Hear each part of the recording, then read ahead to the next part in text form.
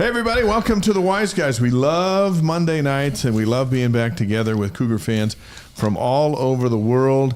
Wise Guys is the largest BYU sports live stream show on the planet and the most watched collegiate sports live stream talk show on YouTube, which we think is pretty cool.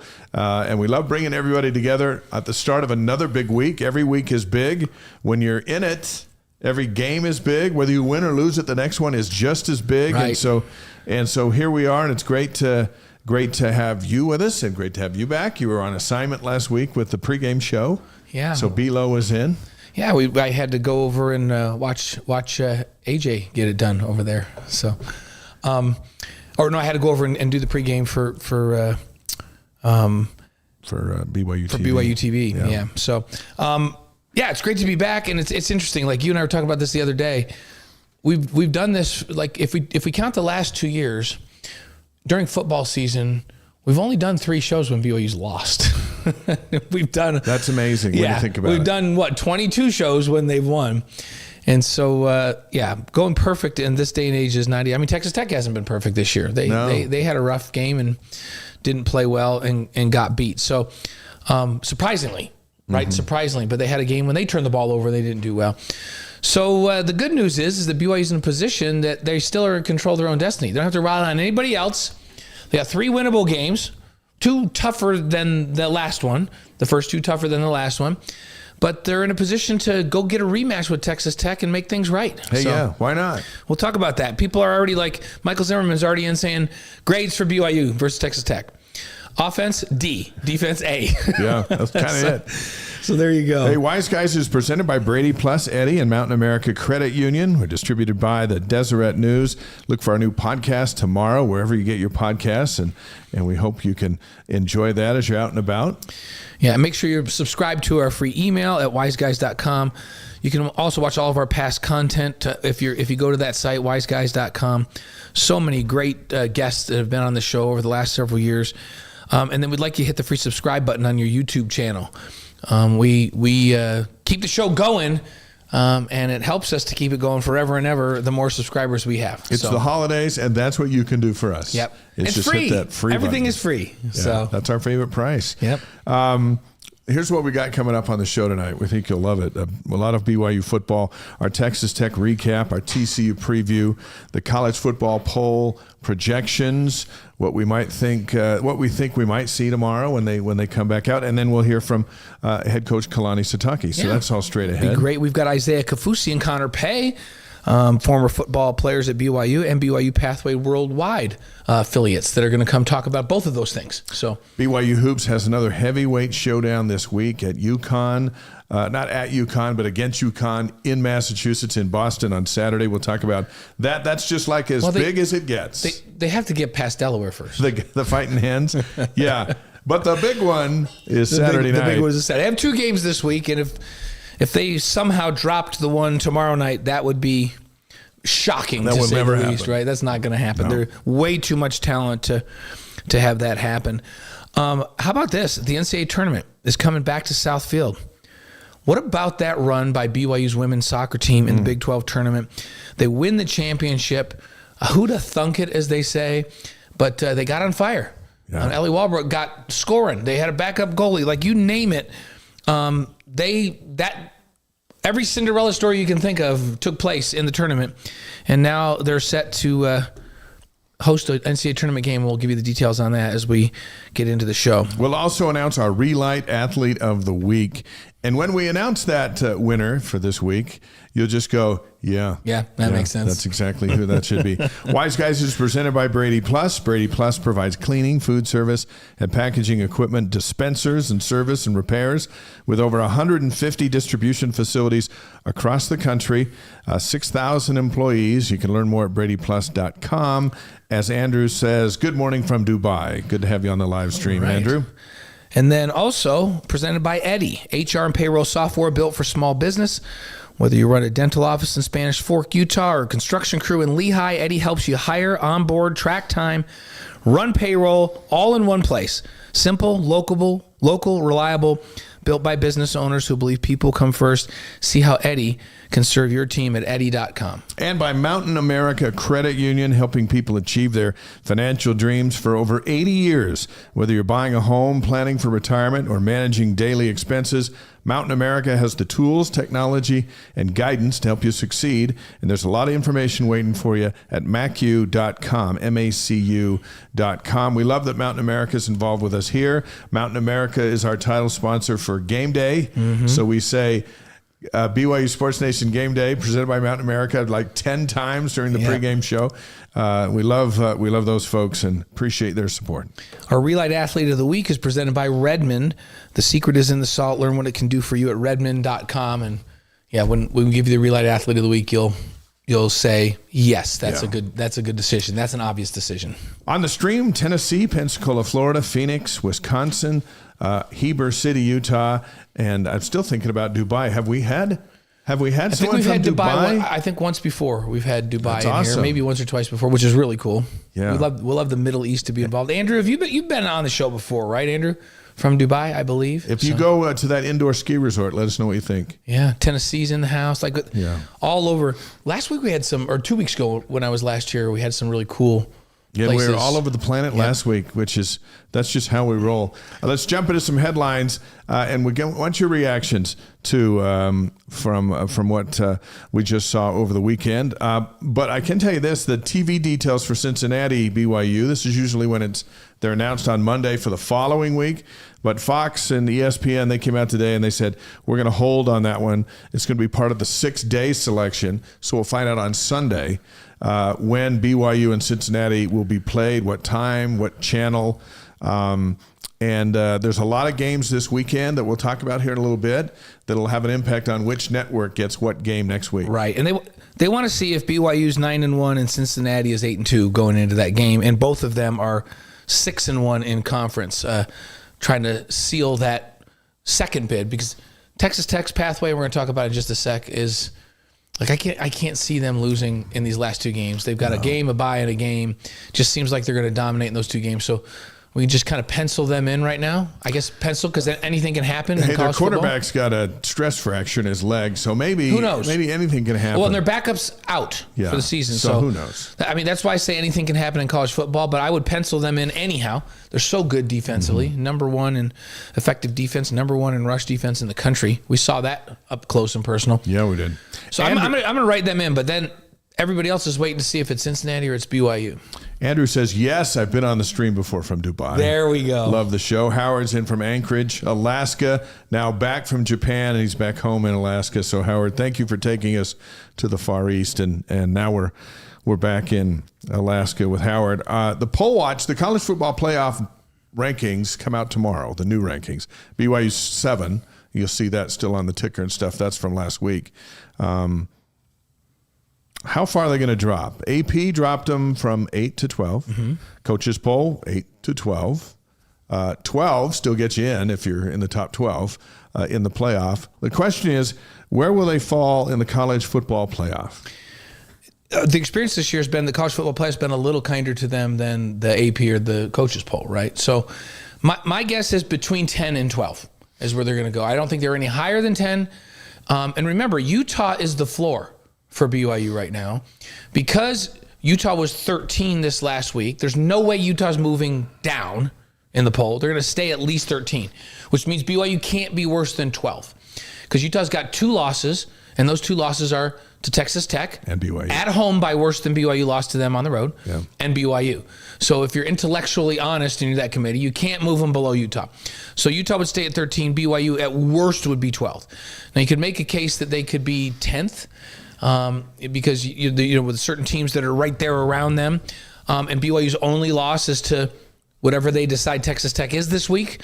I think Texas Tech probably moves up 1 or 2 spots. Some projections I saw had BYU at 13, and Utah was back at 15 or something.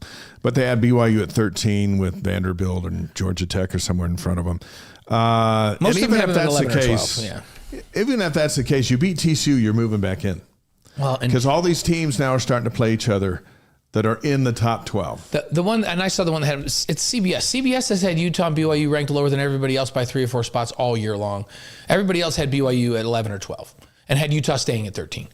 And so I imagine that's what's going to happen. And here's the nice part. Wherever you are, that's where you start right now. And then you start on your next little march. So you go down, you get beat, you move back up, move back up in the, up meaning up bigger number. And then you go beat TCU, you move up a little bit. You go beat Cincinnati, you move up even more. And then you finish off in a game you're expected to dominate against Central Florida. Next thing you know, you're number 8 or 9. Yeah. Texas Tech, if they win out, is probably 5 or 4 at that time. Now you go play Texas Tech in the Big 12 championship game, and you should be in a position where if you're 8 or so, and you play a close game, say you lose a 3-point game, you should still be in the college football playoff. If you get blown out again, then probably not. If you win it, then you move up even more, and then you have Texas Tech and BYU both in that thing, maybe 6 and 7 in that poll, which is great. In the Big 12, the standings have Texas Tech in first place at 6-1. BYU and Cincinnati are next at 5-1, and then Houston's at 5-2. So those are the only teams with 5 wins currently, or 6, right? And then you got Utah's and Iowa State's and those guys after that. But these are the main ones at the moment. BYU has TCU Saturday at Cincinnati on the 22nd, and they're home for UCF. Texas Tech has this week off. Then they play UCF on the 15th at home.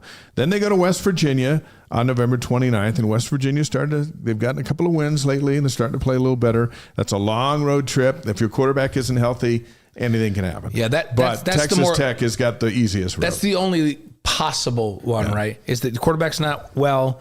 You don't have a backup. West Virginia's been turn it over a couple times. Yeah, West Virginia's been super physical the last couple weeks and playing better than they've played in a long time. But I just don't. I think Texas Tech ends up 11-1 and 8-1 in the conference. They're good. They're legit. Yeah. Cincinnati has Arizona at home this week, which is interesting. Arizona just beat Kansas. They're capable. And then they host BYU. And then they go to TCU on the 29th. So those aren't any easy games right there for Cincinnati. No, so they play BYU, who's 8-1, Arizona, who's 6-3, and TCU, who's 6-3. Yeah.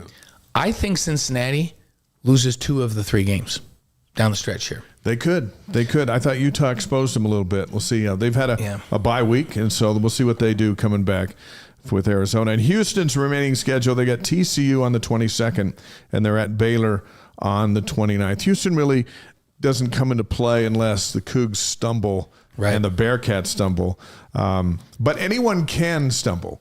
We watched Iowa State go into Fort Worth and beat TCU last weekend. TCU was driving, looked like they were going to score the winning touchdown, then they fumbled.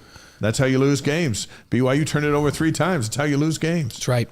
So it does make every Saturday interesting. Yeah, and Utah needed BYU to win against Texas Tech to give them an opportunity because BYU and Texas Tech both have the tiebreaker against them if they're the same. And then Utah's got Baylor down there, Kansas State at home, and then at Kansas to finish up. Now, that's not an easy road. No, I think they probably get Baylor because Baylor can't stop anybody from running the ball. Like they can't stop a kid from running onto the field. They can't stop anything from running. And so Utah's going to run the ball on them. But Kansas State and Kansas are both interesting. Dynamic quarterbacks that run around, that give Utah problems. Utah hasn't been the run defense they've been in the past, especially with running quarterbacks. So, yeah, who knows? Who knows what happens with them? But they needed BYU to win last week. So they were probably – were they rooting for BYU? No, they were just quietly watching. Just watching. That's just quietly watching. Without reaction. Just like, yeah, okay. Yeah.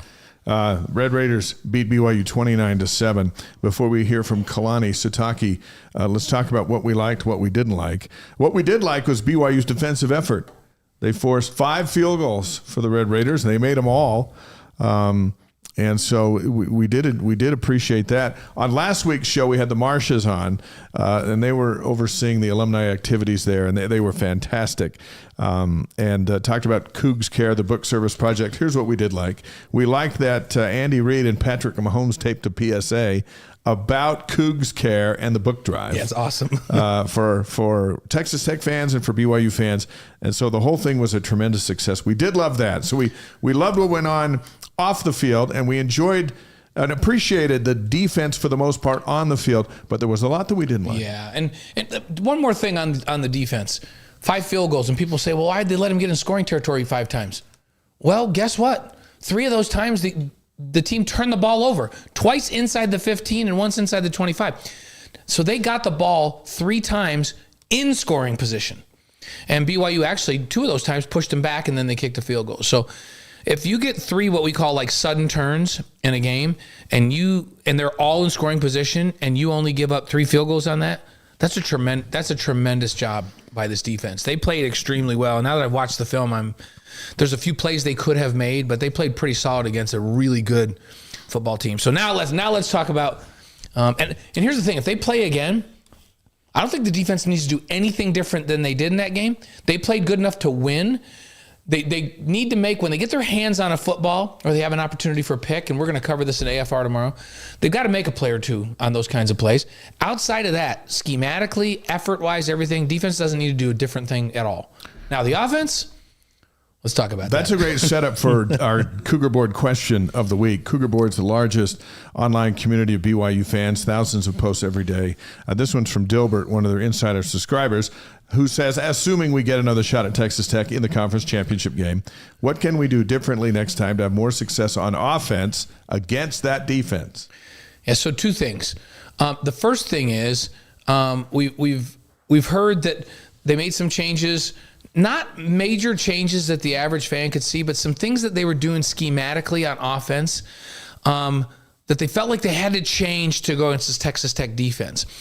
And in hindsight, I think, no, you know what? You just run what you've run, especially when you have a freshman quarterback. Anytime guys are not really comfortable with what they're doing, think about this. The defense a few weeks ago had a game where they didn't play particularly great. And Jay Hill went back and evaluated, and he said, you know what? I think we've added too much stuff in. Let's strip some stuff back off. Let's get back to the basics, because when we play with what we know, we play full speed. We play really fast. So I thought the offense at times, especially in the run game, was hesitant. And so I think what you do is you go back to what you've been doing. You don't do anything special for Texas Tech other than look at what their lineman is, and this is how we're going to block it. And you run what you've run. Now, having said that, the other thing is Texas Tech is number 1 in the country in rush defense. So you can't go out with a mindset that, well, I'll tell you what, we're going to run it on them early in the game. You go out and you go, okay, they're great in run defense, but they're they're solid in pass defense, but they're not great as a pass defense. So this is a game where I think if you get them again, you have to set the run up with the pass. That's opposite of what they've done a bunch this year. But you got to come out slinging the football, and it has to be quick throw game to keep those big rushers off. You got to complete some balls. You've got to make that defense run from sideline to sideline. You wear them down. Then you may be able to run the football as a changeup. And that's how you have to approach a team that's that good in rush defense. So simplify what you're doing. Make it easy on your freshman quarterback and everybody else for that matter. And then throw the ball early with a quick throw game, take some shots deep, get that defense to back off, and then run the football. That's what you do differently. That is the Cougar Board question of the week, and a good answer. And that takes us into what we didn't like in that game, and you covered it already. We didn't love the turnover margin, 3-0. Couldn't run, couldn't throw, couldn't kick. 2 shank punts and a missed field goal. It's almost like Texas Tech flipped the script on what's worked for BYU in the previous 8 games. Solid on special teams, solid on taking care of the ball, and creating turnovers. And they just went, and that was the difference. Yeah, and a couple of these turnovers were not forced. Like you can respect the ones when somebody breaks on a ball and makes a great play on on a pass receiver where they cut in front and make a great play, or they hit somebody so hard the ball comes out. But when you drop a punt on inside your own 15, that's an unforced error. When you're the quarterback and you try to throw it up when you're in the grasp, it's like just take the sack or get it out earlier. Those are not forced errors, really. Those are gifts. Yeah. And there's magnitude of turnovers depending on where you are on the field. Like if you're kind of on their 40 and you turn the ball over, you're not in your scoring territory. There's still enough field to defend. Defense can get out there and try to defend that. When you turn the ball over inside in the red zone, those are devastating turnovers. And then there was another mistake that was made, and I'm convinced it was a panic mistake. And remember, the ball was kicked. BYU's return guy catches it in the end zone on the bounce. Oh. And it bounced outside the end zone. I think he didn't know what he had to do with it.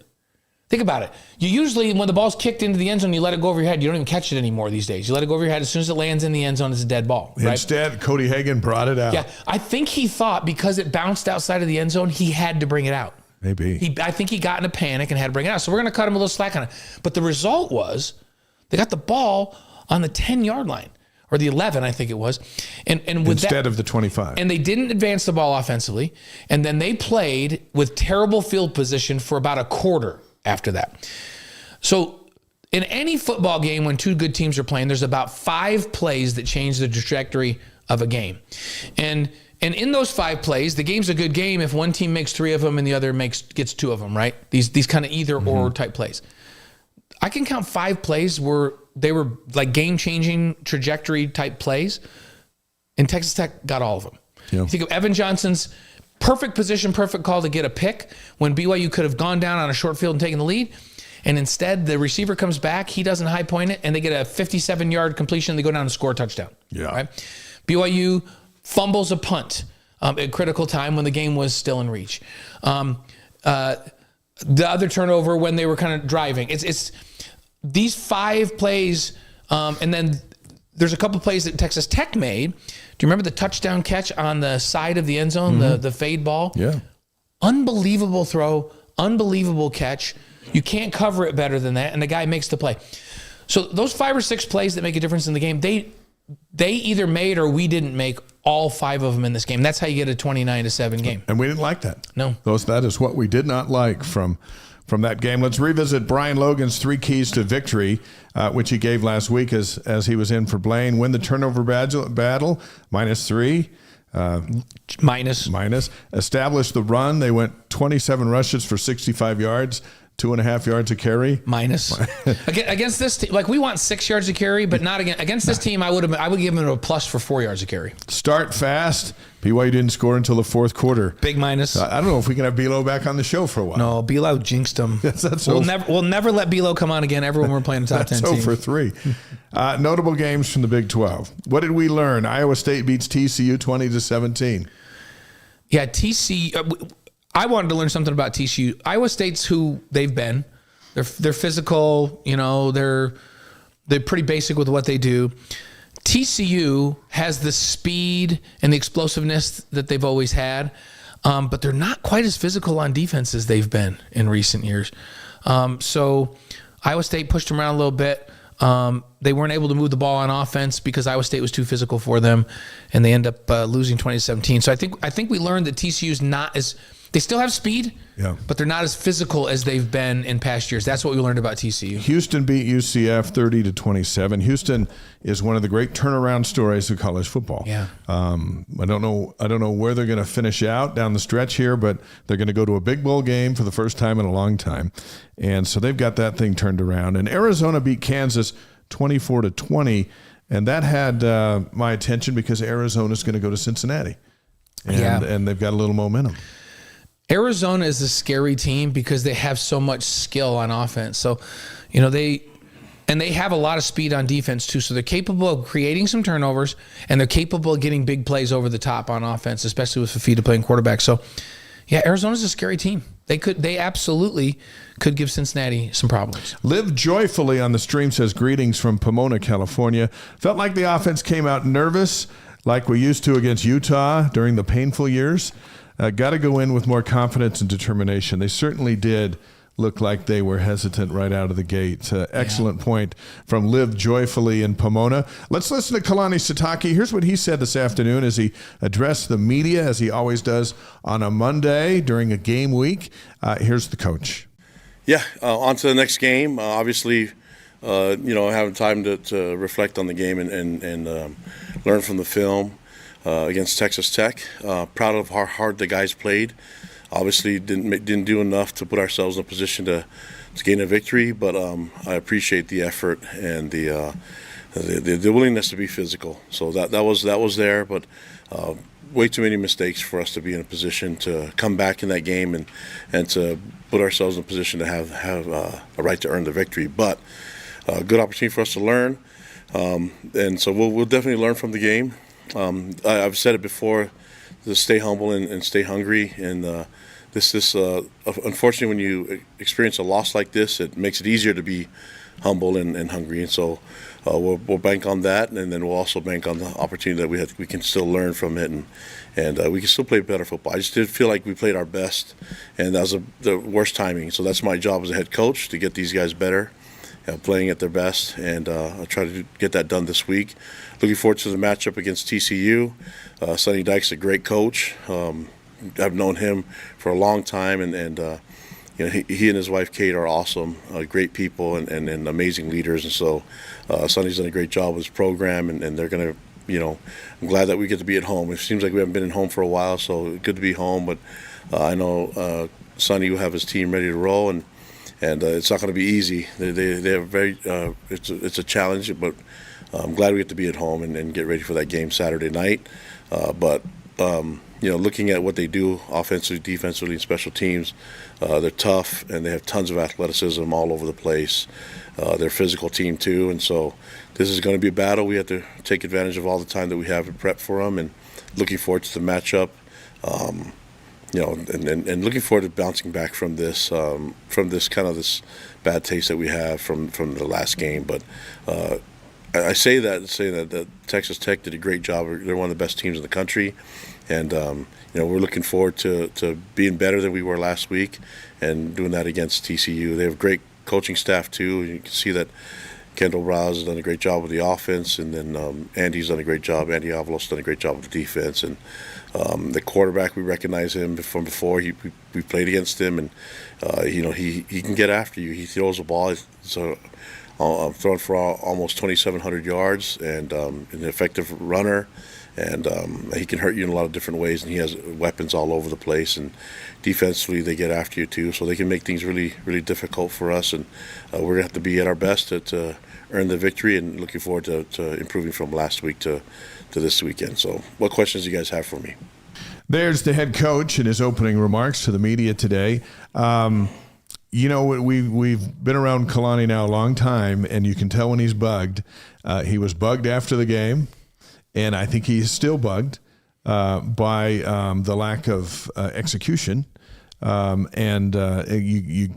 was the emphasis at practice today. We were over there today and talked to some of the guys, and it'll be throughout the week. And I expect a sharper group on Saturday. Yeah. And it's interesting. So a lot of people have said to me the last couple of days, how do you show up and just not be ready to play? And we've seen that before where BYU shows up and they're flat. That was not the case in this game. They weren't flat to start the game. In fact, the defense played really well. But their level of execution was off, right? Especially on the offensive side. And then the mistakes, they're such costly mistakes. And when you turn the ball over 3 times, you lose. I promise you this. If they're +3 in turnover margin, they win. Yeah. They beat Texas Tech. Because it's not just the 3 turnovers. It's the impact that those 3 turnovers have on momentum. It's not just the 9 points they got from the turnovers. It's the field position. It's 3 less possessions that you get on offense to get in a rhythm. It's 3 turnovers, -3 is devastating. You have a chance to lose with being -3 to an average football team in this league. You are -3 in turnovers to the best team in the league, you're going to lose handily. But BYU, if they're even in turnover margin or they're plus in turnover margin with Texas Tech, they absolutely can beat Texas Tech. I didn't see anything on film where I'm they beat us up, they did this, they did that. They out-executed, and they didn't make the mistakes that BYU did. If you go back to the Utah game, where BYU outplayed Utah, right? But if Utah doesn't fumble that punt at midfield, right, and they don't throw that interception to Tanner Wall, it's a whole different bag. Right. And they don't fumble that punt. They're driving to take the lead. Yeah, Utah, that's 2 really good football teams, right? Yeah. 2 top 15 teams. So their mistake, they made 2. BYU didn't. BYU wins. One of the differences when you go back and watch the film with the Utah-BYU game, BYU knocked Utah's offensive and defensive lines off the ball on both sides of the football. That did not happen in this game. Now, Texas Tech on the defensive side, man, are those linebackers good. Yeah. Holy cow, their linebackers are good. Between their linebackers and BYU's linebackers, those are the best linebackers. I would say the same thing. These 2 defenses, if you really look at the game, just the physicality of the game, these 2 defenses were really good in that game. Texas Tech's offense made more big plays and was better than BYU's offense in that game. For sure. But Texas, their special teams is better. And Texas Tech's offense had more opportunities because BYU gave them the football 3 extra times. So and then when we were kicking 19-yard punts, they were kicking 61-yard punts. Well, and one was 80. Yeah. So, hey, Texas Tech was the better team on Saturday. Yep. If there's a rematch in Arlington, I want to watch that game. Yeah. And people ask me, well, if Utah played us again, I'm like, I would love to play Utah again because BYU beat them up. Yeah. You're not afraid of Utah. Yeah. No, they literally physically outmanned Utah in that game. In the Texas Tech game, Texas Tech can't go back and watch that film and say, man, we just physically beat them up. They can go back and say, we made big plays, way to make big plays. And, hey, we got to do a better job. We got the ball 3 times inside red zone and couldn't get a touchdown. That defense was really good. We got to figure out better ways to attack that defense. We can't rely on being +3 in turnover margin. But they're not going to go watch the film and say, man, we beat them up. Let's play them again. Yeah. They'd prefer not to play them again, probably. This week, it's TCU at BYU Saturday night at 8:15 Mountain Time on ESPN. Sorry, folks, on the East Coast, that's going to make Sunday morning meetings super early. Feel super early, but that's the world we're living in. BYU Sports Nation Game Day is at 6 on BYU TV and ESPN Plus. We'll be out there at Cougar Canyon with The Rock, and then the second hour inside where all the warm-ups are going on and the festivities. It's going to be a fun night. The weather looks like it's going to be decent. And then the post-game shows on the BYU TV app and ESPN Plus, no matter when it ends. Don't you think if you're on the East Coast that if you explain that post-game show is going to be late, that you can talk the bishop into doing ward council after sacrament meeting? It feels like you could. I think you should be. And I imagine it's been attempted on many occasions. This is the 13th meeting, and TCU leads the series 7-5. They've won 5 straight. Mm-hmm. You got to go back to 2007, the last time BYU won in this series. But 2 years ago, they met in Fort Worth as members of the Big 12, and the Horned Frogs beat them up 44-11. Last time they were here was in 2009, so it's been a while. They were like 5th in the country. They came out 138-7. Mm-hmm. They're 6-3 on the year, and they're 3-3 in the Big 12. Yeah, and it's interesting because I look back at that 5-game win streak. There was a consistent theme in those games. TCU just had too much team speed for BYU in those games. They just, especially on the offensive side, so much speed at wide receiver and running back, mobile quarterbacks. BYU had a hard time keeping guys in front of them. They gave up big plays over the top. And TCU had a level of physicality that at least matched BYU's, and some of those years was better. So that was a rough matchup for BYU. But the times of BYU not matching up with teams that are fast is over. Yeah. They had that trouble their very first year in the Big 12. They upgraded the talent, especially on the defensive side. They didn't struggle with that last year, and they certainly don't struggle with it this year. So I think BYU can match up with TCU's speed this time, and I think BYU's the more physical team. And so it's just a much better matchup for BYU than it was. And it was a rough matchup because they just ran by BYU all those years. And they're home for the first time in almost a month. Right. October 18th, the Utah game was the last home game. And this game's on November 15th. So that's a long time to be away. So North Carolina, Abilene Christian, SMU, Colorado, Baylor, and West Virginia. Those are the wins for the Frogs. And then losses, Arizona State, Kansas State, and Iowa State. And that Iowa State game was in Fort Worth last Saturday. Mm-hmm. And they were driving to take the lead and fumbled, turnovers. Yeah. And they lost the game. But they've got a quarterback that's worth watching. He's pretty good, and he's had a good year. Yeah, Josh Hoover he's a good player. 2,690 yards this year, 23 touchdowns, 8 interceptions. He threw for 319 yards in the Iowa State game. We watched a bunch of that, and the problem was 1 touchdown, 2 interceptions, and they had that fumble. Turnovers were the big problem for them against Iowa State, and that lost. Josh Hoover's got good feet, and he scrambles to throw.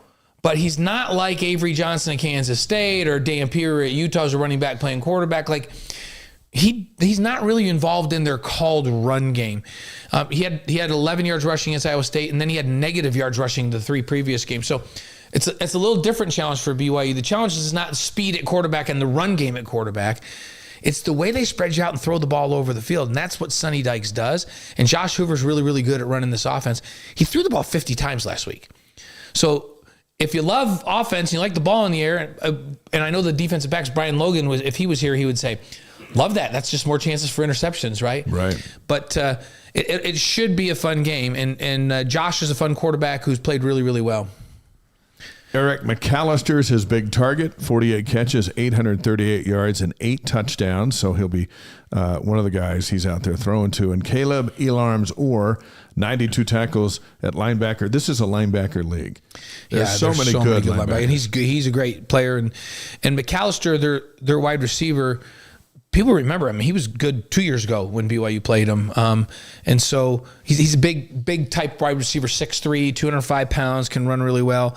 So get this, he's got 48 receptions for 838 yards and 8 touchdowns. His per catch average is 17.4 yards per catch. This is the third straight year he's gone over 750 yards, and it's the third straight year he's had over 17 yards per catch. So he's their big play guy. Yeah. I think BYU's got to know where he is at all times and know that you got to keep him in front of you and don't let him go over the top of you and make big plays, because that's how TCU wins this game, is if they get multiple big plays over the top. Keith from Lubbock on the stream says, still sad for the outcome, but lots of props by my friends who saw the potential of the Cougs.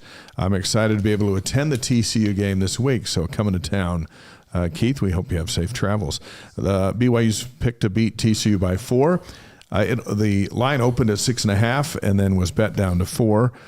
Typically, teams get 3 points for having the home field. So right. Vegas is thinking this is going to be a close one. Mm-hmm. It very well could be. The weather's improved in the forecast, now partly cloudy. High of 55 on the day, Saturday. Low of 35. Earlier, they were showing potential snow Saturday night, but that rain and stuff now is coming in Friday, mm-hmm. and then Saturday's supposed to be a good day. Yeah, I was watching it today, and they said a little bit of rain because the storm's going to split, the old split low, and they were just getting a brush by from rain instead of the snow if it had hit us head on. So let's hope that holds true. The uniforms, the Cougs are going to have the white helmet, the royal jersey, white pants with royal trim. It's old school. They're going back to the 80s. The good old stuff. And how about former Cougar All-American tight end Johnny Harleen, who's been here with his guitar on our show? He's going to play the national anthem on his electric guitar. Isn't that going to be awesome? Yeah, you can watch our Wise Guys interview with Johnny when he played his guitar here at wiseguys.com. So, yeah, and we're going to show it on the pregame show. Yeah. Usually we show the band. We're going to show Harleen with his electric guitar, and that's going to be awesome. So that's going down at the stadium on Saturday night. This week in the Big 12, there's some interesting games. Arizona's at Cincinnati, as we mentioned. That's at 10 on FS1. Kansas State's at Oklahoma State. That's also at 10 on ESPNU.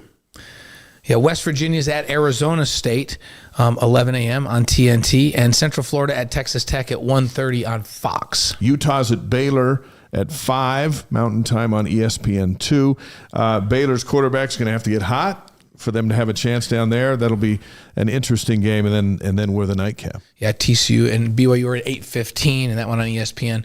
That Utah-Baylor one's an interesting one because Utah just wants to run the ball, and Baylor, for some reason, doesn't want to stop people from running the ball. So there you go. Yeah. There's some national games that we'll keep an eye on now that BYU's in the mix in the college football playoff.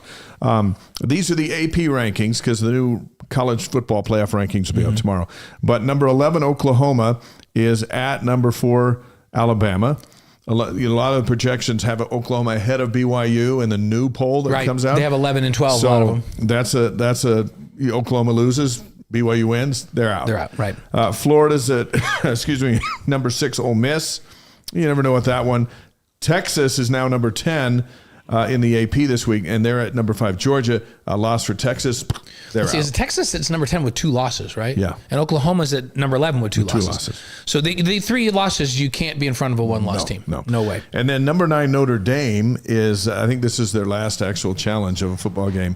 They're playing at number 23, Pitt. Right. And Pitt could win that game. Yeah. But there's a game that you want to keep an eye on. And so those are the national games. Those now matter when you're in the college football playoff ranking mix, as BYU is. Yeah, the last time I was at Pitt for a game, they were number 2 in the country. Yeah, and what happened? We beat them. That's right. Isaiah Kaufusi and Connor Pay are going to join us in just a couple minutes. Before they do, Blaine is now going to reveal his 3 keys to a victory over TCU on Saturday, and then next week we'll review them on the show. What's number 1? Can it be anything but turnover margin at this point? So you got to win the turnover margin battle. Even if BYU's even in turnover margin with TCU, they win the game. But you can't be negative in turnover margin. So just put turnover margin. Okay. And then my number 2 thing is no big plays over the top. Just talked about it, especially with Eric McAllister, the big wide receiver, who's a big play guy. Keep him in front of you. No big plays over the top. Make them earn their scores by driving down the field. They've been prone to make mistakes if they've got to drive 6, 7, 8 plays to score. So no big plays over the top. And the last one is get the run game back. So I do think, you can throw the ball on this team. The weakness of this TCU, they're 101st in the country in pass defense. Yeah. So you're going to be able to throw the ball, but this is the time because you're going to need the run game against Cincinnati the next week. So get your mojo back on the run game and have that be a nice augment, play action pass, get Bear comfortable again, get LJ confident again, and get that line knocking people off the ball. So get the run game going, get it back, but I still think you throw for 300 yards in this game against this TCU defense. Okay. Turnover margin, no big plays, and get the run game back. Those are the 3 keys to victory over the Horned Frogs on Saturday night. This past Saturday night, we were calling the basketball game, and then after the game, we had a chance to visit with Ryder Lyons, the 5-star quarterback signee. He was there taking it in. He graduates in December. He kind of gave us an update. Starts home MTC on January 5th. Then he goes to the Mexico MTC. To learn Spanish. And then he goes to Orlando, Florida. And he just said he's just so excited to get started. Orlando Spanish speaking, right? Yeah. So... the whole family was there, got to visit with his dad. And he looks like a 5-star athlete. Yeah. There's no skinny. It's just like, okay. He looks like he could be a running back. He looks like he could be a linebacker. Athlete, yeah. But he's the quarterback and the quarterback of the future. And his brother was there with him, interestingly. Had a visit with him, the one that plays tight end for USC. Yeah. Gave him a little nudge. Like, what are you doing down there? He says, I don't know. We'll see how that one goes. We'll see how that goes.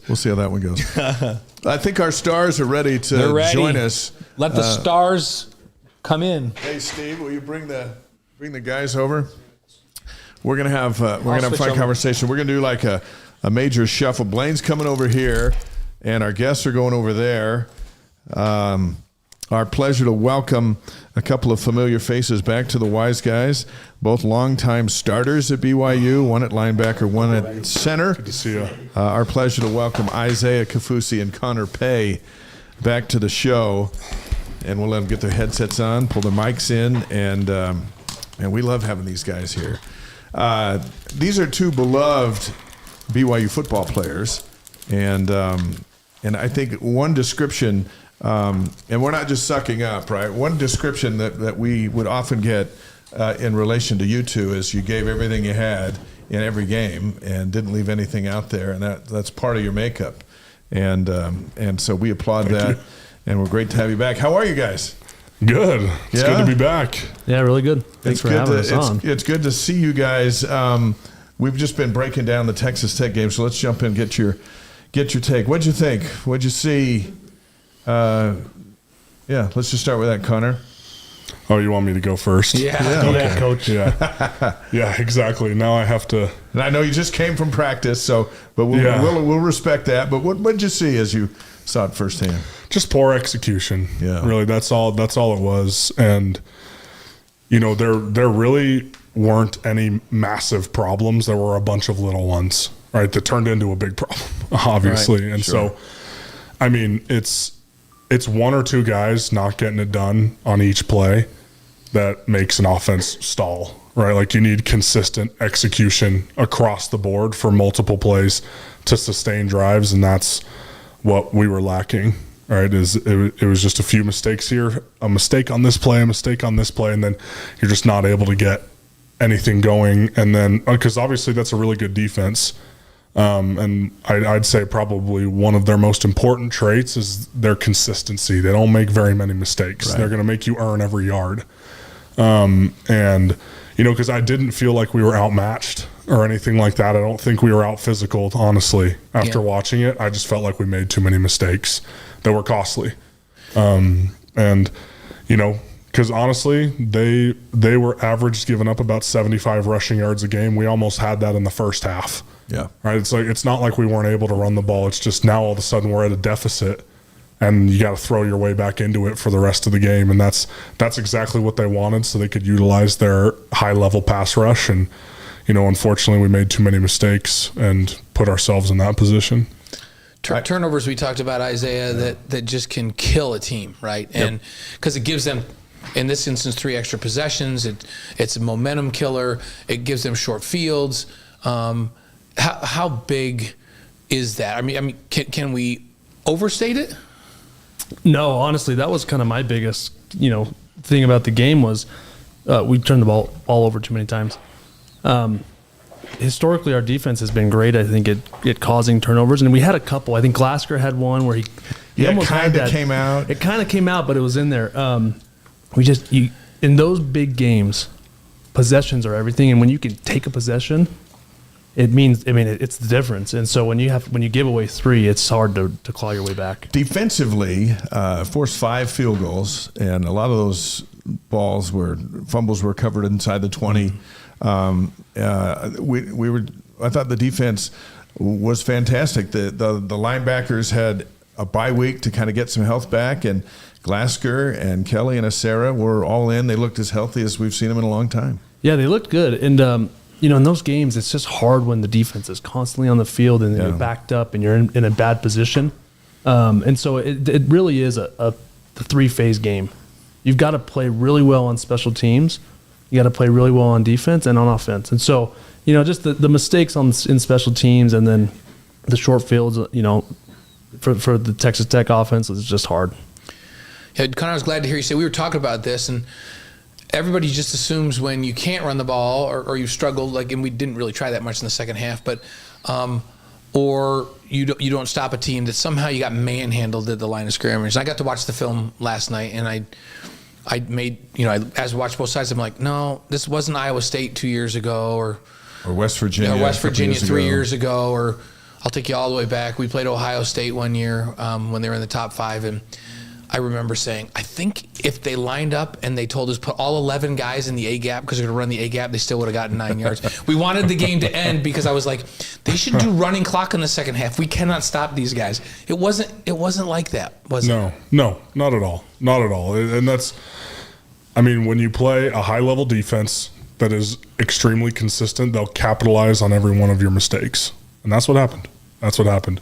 All right, a missed block here that could turn a 6 or 7 yard run into a 1 yard run.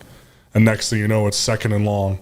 All right, and then you're into when you're playing, behind the sticks against a defense like that, you're not going to be very successful. Let's tackle this one for the both of you. Both of you won a lot of games, didn't lose a lot of games. And so what is it that you can learn only through a loss? Oh, that's a good question. You played on that 3-9 team. You answered. 4 and 9. It was 4 and 9. And then it got better. No, I'm just kidding. Like, I had a 5 and 7. I can't say anything. Yeah, there I we just go. had to tease you. Shots fired. Man, I'll tell you what. I remember we went beat Portland State. We're 1-0, and I think we lost like 7 or 8 straight in that season. It was tough. But I think back to your question on what can you learn only through a loss. My mind goes to the 2020 season when we lost to Coastal Carolina. Yeah, that was our first loss, and kind of a devastating one. The thing I think that we learned the most though is like you take away the positives on, hey, we are this close from being really, really great and playing a great complete game.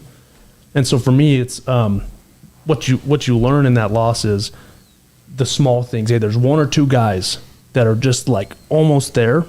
If we can tighten that up, we are a phenomenal football team that's really hard to beat. So I always kind of took the positives away. Yeah. No, I agree. And I think for me, the only really bad losing year we had was 2023.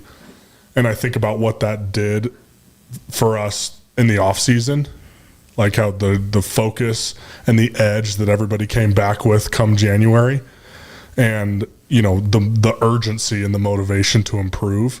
And it's like I think about how great that offseason was, and it led into an 11-2 year in 2024. Mm-hmm. It's like, how do we condense that down to like 1 week, right, where the guys need to come back with an increased urgency at practice tomorrow, because kind of like Isaiah said, being a great team, all being great is being consistently good, right? And that's what the great teams do.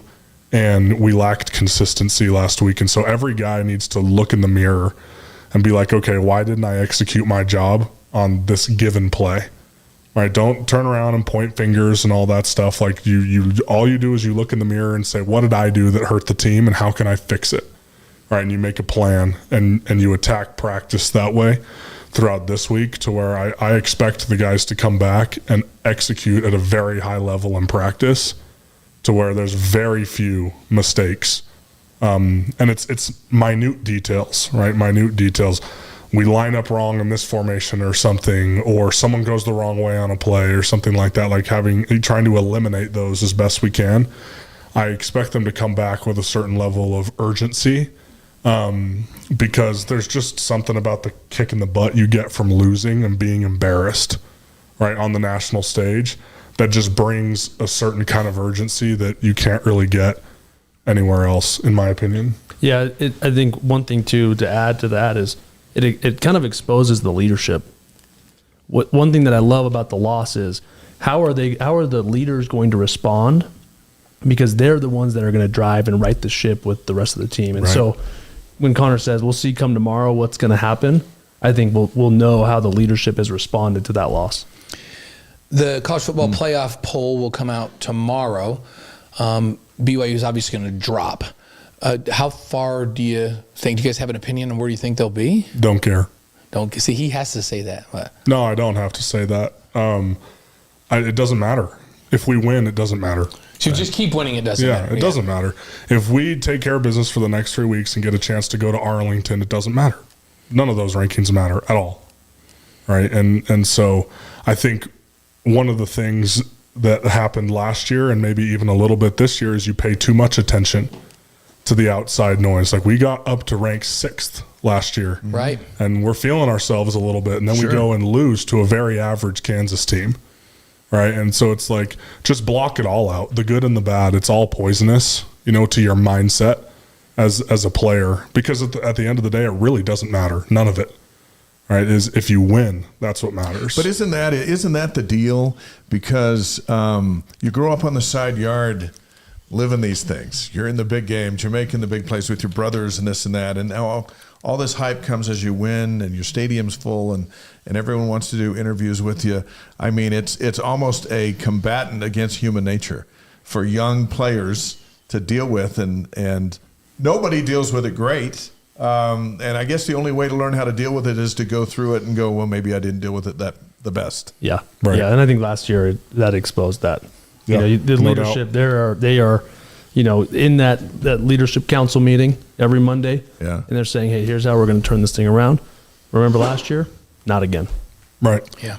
It's like, and I was one of those leaders. I was a captain last year, and we failed as leaders those couple weeks. Right, in Kansas and Arizona State, and thankfully we were able to. Yeah, but you turned it. I mean, failed recover. at 11-2 with the biggest bowl win in school history outside of Blaine's. But yeah, you're right. But there was, because now all of a sudden you're in it, playing for the big prize, as opposed to starting the season. It's like we're not going to go 5. We're not going to go 5-7, right? Yeah. And then all of a sudden you're 9-0. And like we were talking about, expectation now is going into that game this last week and going to this one this week is. BYU's in the playoff chase. That's the new goal. Not, hey, let's get to 6 wins with a freshman quarterback and go to a bowl game, which might have been the fan goal back in July when Jake left. And so, yeah, it all shifts, and then it's all on you guys to deal with it. Yeah, no, and I think that having your goals all of a sudden change just because you're winning games, I think is a recipe for disaster. All right, the goal is never to get to the college football playoff or get to a conference championship. The goal is to execute at the standard you're supposed to execute every day in every game. Then that stuff will come later. Yeah. That'll be a part of it. But if you start thinking too far down the line, that's when your kind of your ability to be detail oriented and having every little thing matter, that starts to slip. When you start thinking about, a few weeks away from a conference championship, we're so close to a playoff bid, that shouldn't be your focus. Your focus should be, how can I get better today and execute my job at the highest level possible? And then that stuff will take care of itself. With that said, when you are in this situation, every week is the biggest game of the year, right? Which is actually a good thing, right? Because now you got to focus squarely on TCU. And I know it's like day by day, let's see what we can do today. This matchup with TCU, and we'll start with you, Isaiah. What does BYU need to do to have a win on Saturday and keep this thing rolling and get where they want to be? Yeah, I think I always go back to the 3 phases of the game. When BYU plays and executes really well on special teams, man, we're that special teams unit. It's an underrated phase, but to me, I'm a special teams guy. I love special teams. And then on defense, I'll let Connor work on the offense, but takeaways. You got to take the ball away, which I think we saw last week against Iowa State, right? TCU, they'll turn the ball over. Mm-hmm. Yeah. And so we got they're going to throw it 50 times, so they're going to have opportunities, right? Yep. And so, we can get our linebackers to get their hands on the ball, whether it's interceptions or punching the ball out and recovering some fumbles. I like our chances. Bear Bachmeier has done a great job at just kind of like playing within himself, controlling the ball, chipping away at some yardage and some getting some first downs, and so putting ourselves in a pretty good position. But to me, it starts with the defense. Can we take the ball away? Can we get Bear another chance to have a possession? Seems like in this last game, Connor, on the defensive side, and then I want to hear what you have to say about what the offense needs to do this week against TCU, but they had their hands on a couple of balls or had the opportunity. They had a chance on the defense where the right call was made. They were in a position. They got the offense to do what they wanted them to do. They just didn't make the play. How do you change that in a week? It's a great question. That's a great question. I think you continue to do the things that put you in that position to make that play in the first place. It's like, I know we had a couple dropped picks or something like that, but let's build on the positive. What did you do to put yourself in a position to even have the chance to get that interception? Mimic it, and then you're going to go make the play the next time. All right, let's continue, because not every ball is going to be caught, right? Like, that's just part of the deal. And so let's continually get us the most opportunities, right, to actually turn the ball over, and give the offense another chance, another possession. But I think on the flip side of that, A-Rod's number one thing going into every game, number one thing for the offense is take care of the football. All right, and for the most part this year, we've done a really good job of that. This last game, that was a pretty amazing pick by number 10. Yeah. I don't fault Bear for that one at all. He made a great play. And then, just the pressure where he threw a backwards pass. Like there's in big games against good defenses, there's sometimes that's going to happen, right? It's how do you limit those, right? And it's you think about the backwards pass, like why don't we just protect better? Right, like that's the offensive line's fault. That would have solved that one. That's the offensive line's fault, right? I think of that environment. I think of that environment in the year before Bears playing high school football, lighting everybody up because he's a foot bigger, taller, heavier than everybody else. And then he's at Texas Tech on ABC, and they're all coming at him. And in that one play where he threw the backwards pass, you could almost see him like go, you know what? That's the teenager that we haven't seen this whole season. And you learn a lot from it. And, we've seen him make mistakes earlier in the year. And then he started throwing the ball out of bounds instead of forcing it in. You just go through that process. Right. He strikes me as a young guy. Every player's gone through that. He strikes me as a young guy that doesn't make the same mistake twice. No. Right? He's super smart. And you just coach him up and he goes, okay, and then he just doesn't do it again. I would expect him to either get that ball out early or just eat it next time. Because he just doesn't make the same mistake twice, which is a really nice characteristic for a quarterback to have, right? Great trait, yeah. Former Cougars Isaiah Kaufusi and Connor Pay are on the Wise Guys with us tonight, presented by Brady Plus, Eddie, and Mountain America Credit Union. We're talking about Bear. We got 5 freshmen on campus. Bear Bachmeier, AJ DeBonsa, Jane Hedegren, Suli Davis, and Kihei Akina. Is this not a unique time for BYU? And these are the kids. These are the new kids on the block. They're all the best in the country coming in at their sport. The best. Top golfer, best distance runner in the history of the United States. Top basketball player. In the world for his age. Yeah. It's just like crazy. What a time. What do you think of that? It's a great time. It's amazing. Yeah. It's amazing. We're entering a pretty cool era for BYU. What do you think the ceiling is for Bear? We've seen him now through 9 games. and he's 8-1, and he's been playing great, and he's just getting started. No, yeah, he's a special kid. Love watching him play. I think he's very poised, right? More so than I think any freshman that I've ever seen. To be able to come in to learn the offense as quick as he did, and then to get the trust of his teammates, his coaches. I think that just in itself, I think, shows how impressive he is, not only on the field but off the field. That's what people, I think, undervalue is what it takes off the field to be great on the field. And I think Bear's been raised in a great family. I played against his brother Hank when he was at Boise State. So he's got a great family. Been surrounded by greatness. He knows what greatness looks like, and I think he's just special. No, I think sky's the limit. Yeah, Connor, you are a graduate assistant this year working with the offensive line, so you're out there all the time. How's Bear's relationship? Because that's a big deal for a quarterback to have a relationship with an offensive line. And it seems like it's something that usually takes a little time when a guy's been around. So here he is, a freshman. How is that relationship, and how does he motivate this offensive line to work even harder for him? I mean, have you watched him run the football? Yeah. Yeah. I don't know if there's anything more endearing to an offensive lineman than knowing that, like, we're going to do – our job is to do everything we can to keep you from getting hit.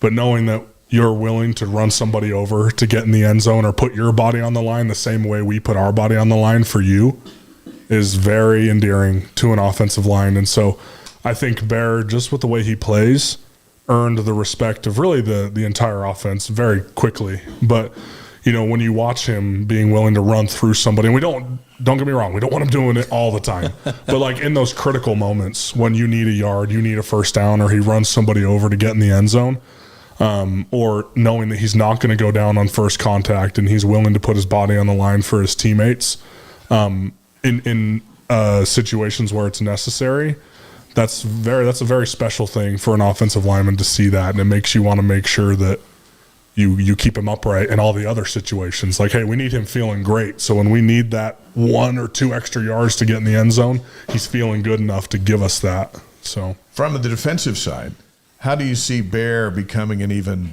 bigger bear to bring down as his confidence grows? Yeah, I mean, he as his confidence starts to skyrocket, I think you're going to see someone who's going to be unstoppable. And so when you have to play against that on defense, man, that's kind of a mind game there, where he's just pounding the rock. He's not scared. He's physical. He's hard to tackle. And so I think he'll start to get into the minds of a lot of defensive coordinators and defensive players.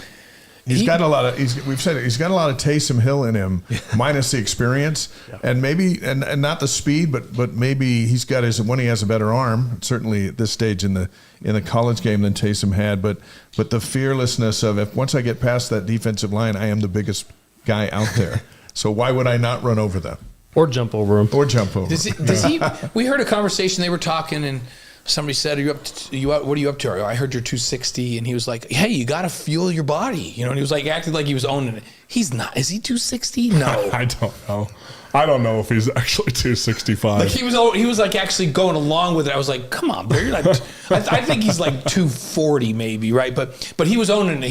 The guys were going, are you really 260? And his answer was, guys, you got to fuel your body. You got to. Nothing wrong. He says it's a healthy 260. I mean, I'm sure he's getting up there. Bear likes to eat. He likes to eat. I haven't looked at the weight charts in a while. I don't know what he's actually at. You have to check it for me and let me know. He's big. You guys didn't play with a bigger quarterback, right? There wasn't a bigger body. You think back at no Jaron and Zach, and just go down the line. And ironically enough, I think Keaton was probably the biggest one. Really? Yeah, that's right. Yeah, Keaton was a good 225, 230. Yeah. He's like 6'3", 6'4". Yeah. I think he's a little bigger than Jaron. Yeah, he played for the Cardinals. We're happy to see Keaton on the field. That was great. Yeah. I've never seen a bigger lower body on a quarterback than Bear. That's true. Yeah. He's built like a real bear. Yeah. Like a lower body, and he just stalks you. What did that one coach call him? A centaur? He's a centaur. Yeah, a few other words are in there, too. It was quite the description.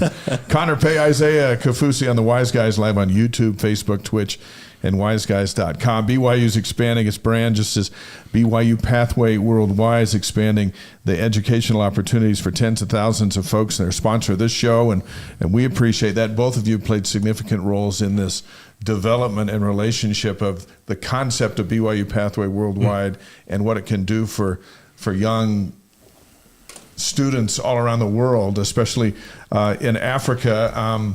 So let's just start. We want to talk about this for a little bit, but as you see what BYU Pathway Worldwide is doing and the potential, what comes to your mind? It's amazing. I mean, it's the gathering of Israel at the highest level. Right? It's not just a physical gathering or a spiritual gathering. It's an intellectual gathering as well. And so being able to bring high-level education to people all over the world is a special thing, because in order, the unfortunate reality in the world we live in now is that in order to serve the Lord the best, you have to have the economic means in a lot of cases to be able to serve the way you want to. Yeah. And what Pathway is going to do is it's going to open doors for these students to have full-time employment and careers that they would have never had the opportunities to have before, and open up economic doors for them to support not only their immediate families, but their communities too. And that is life-changing and generationally changing for a community. And not even just in the church or gospel sense, but in that entire community and whatever area they're living in. And so it's a pretty amazing thing to be a part of. Yeah, Isaiah? Isaiah, you've seen evidence of this life-changing, as he describes it, effect of Pathways. Like, do you have any specific examples that you've witnessed that are close to your heart? Yeah, I mean, a lot. I got involved with BYU Pathway a little bit later than I think Connor and some of the others. Coach had brought me around and had seen a lot of the videos and the prayers and different things. One of the things that we're really focused on is driving employment to these students. So BYU Pathway has, somewhere around 90,000 students in their program. Mm-hmm.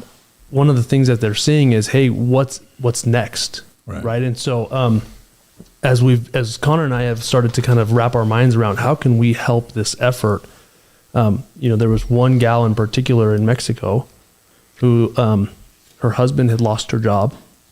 She was a recent convert to the church, and Connor and I were able to find a U.S.-based company that was willing to hire her. And so she sent a message, and I'll share the video after, just basically saying, hey, my husband just lost his job. I'm just a recent convert to the church, but I am so grateful for this opportunity that I have to work because now she can support her family. And so that's just like one of the many miracles I think that we could share. But that one in particular was the first one that kind of was like, hey, this is what we're doing here is impactful and is what we're supposed to be doing. And the concept now underway of creating employment centers in these hot spots around the world so that you can get an affordable education, you get it online, you can get it in the convenience of how your world's going, but then you can get a job. Yep. And those are starting to pop up, and I know you guys, the whole focus now is helping people get jobs. Yeah. No, I think there's a couple things that we're doing that we're working on.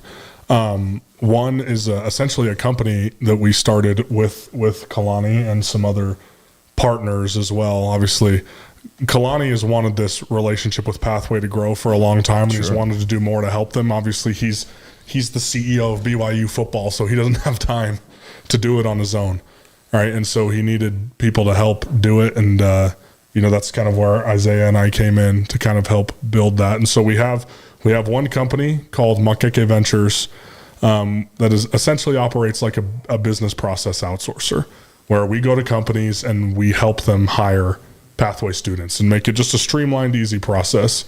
And then we have a foundation called the We Are One Foundation that's going to go to these countries and build the employment centers. And so we're going to Tonga in April, and I'll let Isaiah talk more about that. He's kind of been the head man running all the Tonga stuff. But it's been really amazing. It's been really cool. So reach out to either of us if you have employment opportunities. And I saw a question come up on this screen thing. That's our live stream here. Yeah. There's people asking questions. If you're encouraging people to who you work with to stay in their own countries, yes, we want them to stay. They may work for a U.S.-based company, but Yes. you want them remote so they can Yes. impact the economy Right. and their ward or their branch down there and all of that, right? Right. Yes. I mean, if you think about third world countries and the literally trillions of dollars in charitable donations we've poured into these countries, and it's done nothing. Right. It's not improved. Like, it's helped certain areas or it's masked problems. Right. But it hasn't been a real solution. And so we want these people to stay in their countries so we can stimulate their economies from within. Right. We're not just pouring dollars in there. We want them to stay there. So that those economies, we can literally grow the GDP of a country by letting those people stay there and work there and earn money working for a U.S. based company. And so they can go and put those dollars into the economy in their village, area, country, wherever. So Awesome. yes, we want them to stay. What's going on in Tonga? Yeah, good question. By the way, that's a dear spot for your head football coach. No, yeah, it is. Yeah. So yeah, for Tonga, it's been kind of a focus area. Kalani and I obviously have bonded over that specific little tiny island in the South Pacific. He was born there. My dad was born there. Came when he was young. I got to go back and serve my mission in Tonga, and so I just kind of was able to learn a lot about who I was, my roots, where I came from. So one of the things that we've been wanting to do is, can we, one, help drive remote employment to Tonga? So that's kind of mission number one. The second is, well, if there's a ton of work and remote employment going, can we help build infrastructure that will allow them to work successfully? And so one of the things that our nonprofit will do is kind of surround that little geographic area with the proper infrastructure. So we want to buy and kind of renovate a small employment center. Yeah. So we've, in the last probably 3 months, we have gone from 0 remote employees in Tonga to 20. And then in the next week and a half, we will be hiring another 20 to Tonga. So this is kind of the start, but the idea is, can we partner with donors and with people where we can raise funds, we can build an employment center that can house all of these remote workers. We'll provide them with the proper infrastructure, the internet, the facilities, so that they can just really succeed and start to contribute to the global economic market. We had President Ashton on the show a month or two ago, Yes, we did. and a recent graduate from BYU-Pathway on the show. But for two of you football players involved in Pathway, and as we speak to Cougar fans and people around the world, or they'll listen on the podcast or whatever, what if somebody needs to finish their education or further their education, why should they do BYU-Pathway Worldwide? And I think it's probably a softball type question, but coming from you guys who went to BYU and got your educations here, and you played for a major Division I football program on scholarship and all of that stuff, and these are folks who don't have that, but they do have an avenue to greatly improve their life. What's your pitch? What's your pitch for someone listening going, should I do it? Should I not? Oh, Go absolutely. ahead. Absolutely do it. It's funny. I feel like when you get to know BYU Pathway, you'll slowly start to become converted to the school. It's actually amazing. I've experienced this just crazy conversion with the mission of BYU Pathway, the success that it can have. And so I am just a big advocate. I would just say, if you've got an opportunity to, absolutely. There are opportunities for single mothers, for stay-at-home moms to go back to school, to get a degree, to learn how to help. You can teach English. You can learn English to teach English to the students. Like, there's just so many opportunities. So if you're looking for something that's like kind of missing, like I was, I think BYU Pathway can help fill that void that you need. You know, both of you guys went to practice. Well, I'm trying to remember what street it is. Cougar Boulevard, I guess. As you pull in and go into the facility, you go by a sign that says "The world is our campus" every day, right? Still going by it every day. And now BYU Football, where you went every day, is involved with Pathway as partners. The world really is their campus. How satisfying is that, Connor, to be contributing and a part of this thing? It's amazing. And I'm grateful that I get to take on a bigger role with that now that I'm not a player anymore. And, you know, I've I've wondered why the NFL didn't work out the way that I thought it would. And I mean, technically I'm still playing, but that door is probably closed for me at this point. And I've asked God a lot why, because that's been a goal that I've worked towards for a long time. And the more I get to work with Pathway, the more I start to realize that there's a few things that have happened. I won't go into the whole story here, but just the confirmations to me, like, hey, there are things that are bigger than football and more important things. And I mean, gratefully, Kalani asked me to come help coach too, so I still got to do both. Right, I got to play both sides, which has been super fun. But I mean, it's all a part of the church education system. I'm close with Elder Rasband, who oversees the board of directors for the church education system. I think I don't know how all their committees work. There's so many, but I'm pretty sure that's what he does. Anyways, I know he oversees BYU and BYU-Pathway and BYU, all those things, right? And they're talked about in the same conversations, right? They're not separate. When those presidents go to meet, President Ashton is a part of those meetings, right? As a president of BYU, an arm of BYU. And it's amazing to know that, that there are fellow students, right? But they're all the way on the other side of the world. Like, that's a pretty cool thing. It's a pretty cool thing. It's a special thing. David's on the stream, says, I'm blessed to teach Pathway in Peru and how I help teach the religious classes. Very cool. That's awesome. Thank you, David. He says this term, it's Doctrine of Book of Mormon. Great kids. How awesome is that? Isaiah, there is a power. BYU football is its own thing, and it's a big thing. One thing we've seen recently in this marriage, really, of BYU football and involvement with BYU Pathway, and we saw it with one of the opening prayers at the stadium. Well, I think, were in the locker room, and you were in the stands because it was after you were done playing. But there is this. You got to have something to help you get somewhere, like a vehicle to get down the street. BYU football is that to BYU fans everywhere, and it's almost a match made in heaven for Kalani and everyone to go, hey, you know what? Let's get involved with the 20,000 kids in Nigeria and make them feel a part of BYU football, even though some of them think it's soccer. Yeah, I know that story very well. But it's just amazing. The reason why we named our foundation the We Are One Foundation is because it truly is what it means, is that we are one, regardless of where you're at in the world. And so Kalani's vision of kind of saying, hey, we are one BYU, we are one in Christ. Let's do this thing together, and let's kind of help be a vehicle to shepherd this thing along. And it's just been amazing. I'm lucky to be a part of it. I'm sure David can attest to the many miracles and blessings that he's seen from it. So we'll remind folks how they can get involved and get in contact with BYU-Pathway Worldwide, specifically with the We Are One Foundation. What's the best way for folks who want to donate or just get involved or just learn more about it? Yeah, great question. Lots of different opportunities. I think the best thing is to reach out to Connor or I. Via social media? Via social media. Okay. We also do have like a donation platform that we can share where you can just donate directly on to the foundation. And the foundation is a website. What is it? It's actually called, we've partnered with a company called UI Charitable. Okay. Let me get the website so I don't. Let's just get that. That way we put it on the live stream and folks have that information, and that's okay. So Russell Smith has an interesting question. I don't know that you guys will know the answer, but let's throw it out here. It says, are there service missions available in Pathway? Yes, there are. I recently got denied. As a BYU Pathway missionary, I tried to apply. Oh, wow. And they said, no, we can do better than you, but thanks for all your help.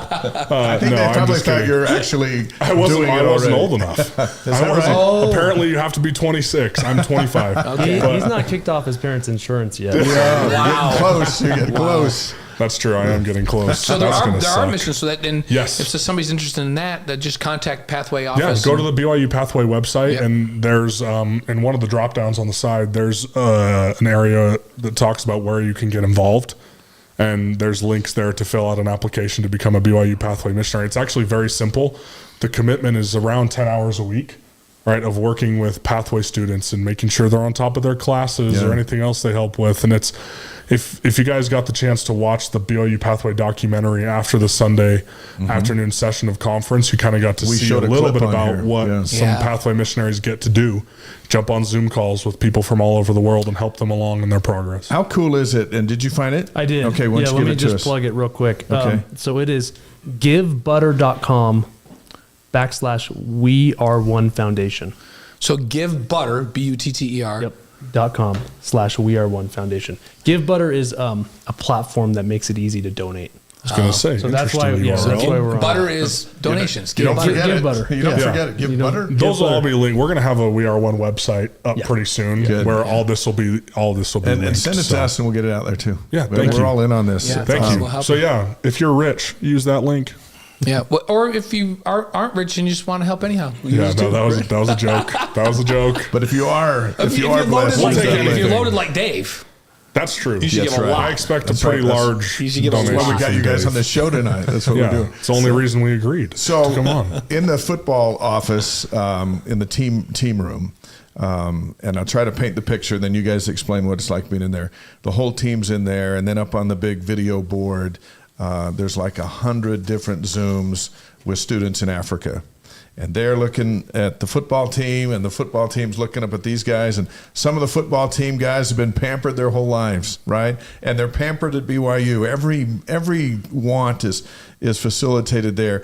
But in that moment, it's the team and it's the students, and they're all BYU students. And there just seems to be this vibe that's, how do you describe the vibe? I don't know if you can. Yeah. It's unique, very unique, because one of the cool things too is another connection is oftentimes every Wednesday during the off season, there'd be a team meeting and we'd bring in a different cohort of Pathway students from a different country, 300 or 400 of them on a Zoom call. And more often than not, we were able to have one or two players who served in those countries on their missions go up and introduce the team.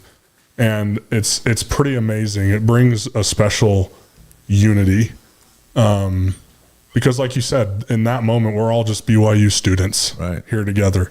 And they love that we play football at BYU. I think most of them still think we're soccer players.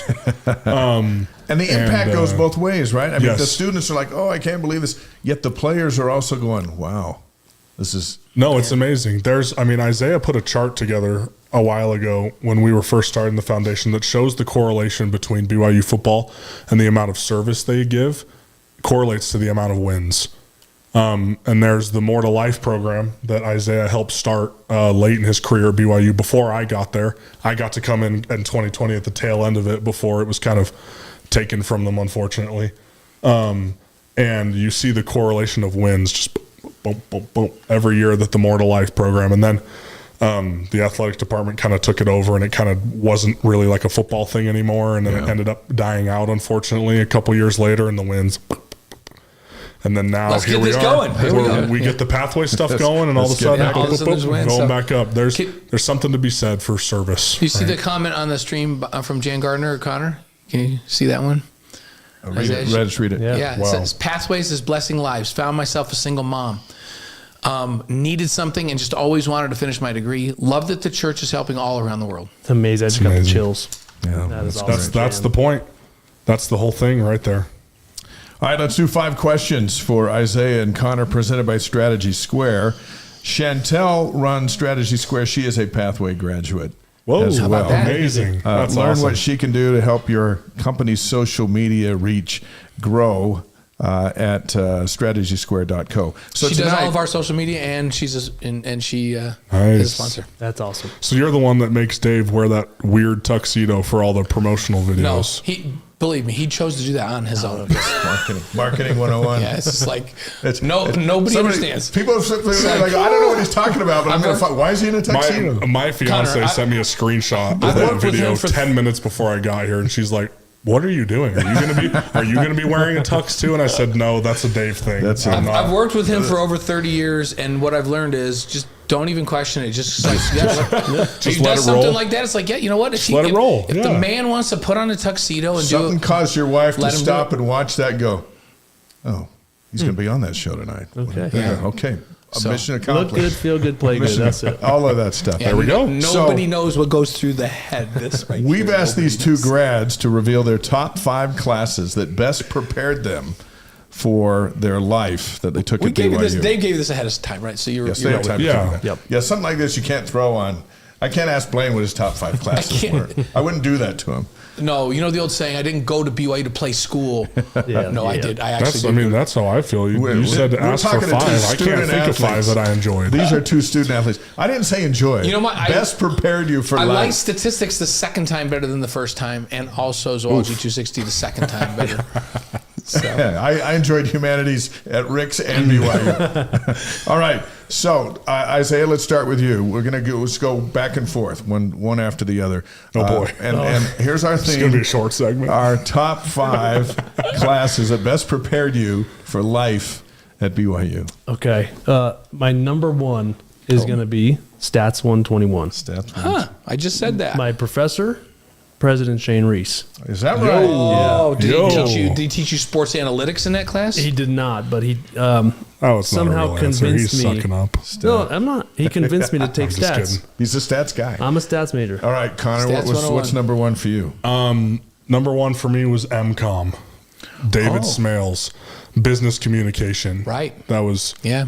and then kind of the art of communicating in a business setting and negotiations and Yeah, I like that kind one of too. stuff was pretty. That's my number 2. That's your 2? Shout out to David Yeah, Smales. shout out to Professor Smales, man. He's awesome. Just an incredible teacher, storyteller. Yeah. Yeah, He really taught you how to tell a story.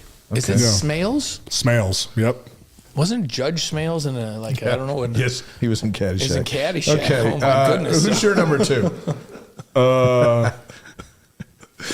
I love that he knows that he was in Caddyshack. By the way, we do not recommend you watch that movie. It's a terrible. That's not an movie. endorsement. It was hard to pick anymore after that. After MCOM? Not because I don't think they were beneficial, but I kind of lumped them together. Okay. GEs, personal opinion, waste of time. Oh, so they're not in the top 5. No. But all my business school classes, they were very real. And so I felt like every one of them was ultra applicable because I was in the entrepreneurial management program and most of our professors were adjunct, which was pretty amazing. They're out working in the Yes, industry because- and they're coming in and Yes, giving you they're the coming knowledge. in and it's like, hey, we're going to teach you how to validate a product when you start a business. And they literally come in and say, here's what we're doing at our company right now. Oh wow. And it's very real. And some of those classes are literally like, go start a business, create a company, and your grade's based on if you can make any money.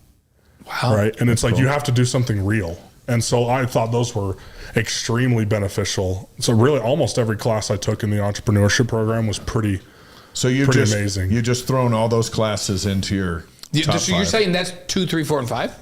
Yeah, the entrepreneurial management It's kind of program. it's in kind of there an is- easy way You out. also told me that your Book of Mormon class you loved.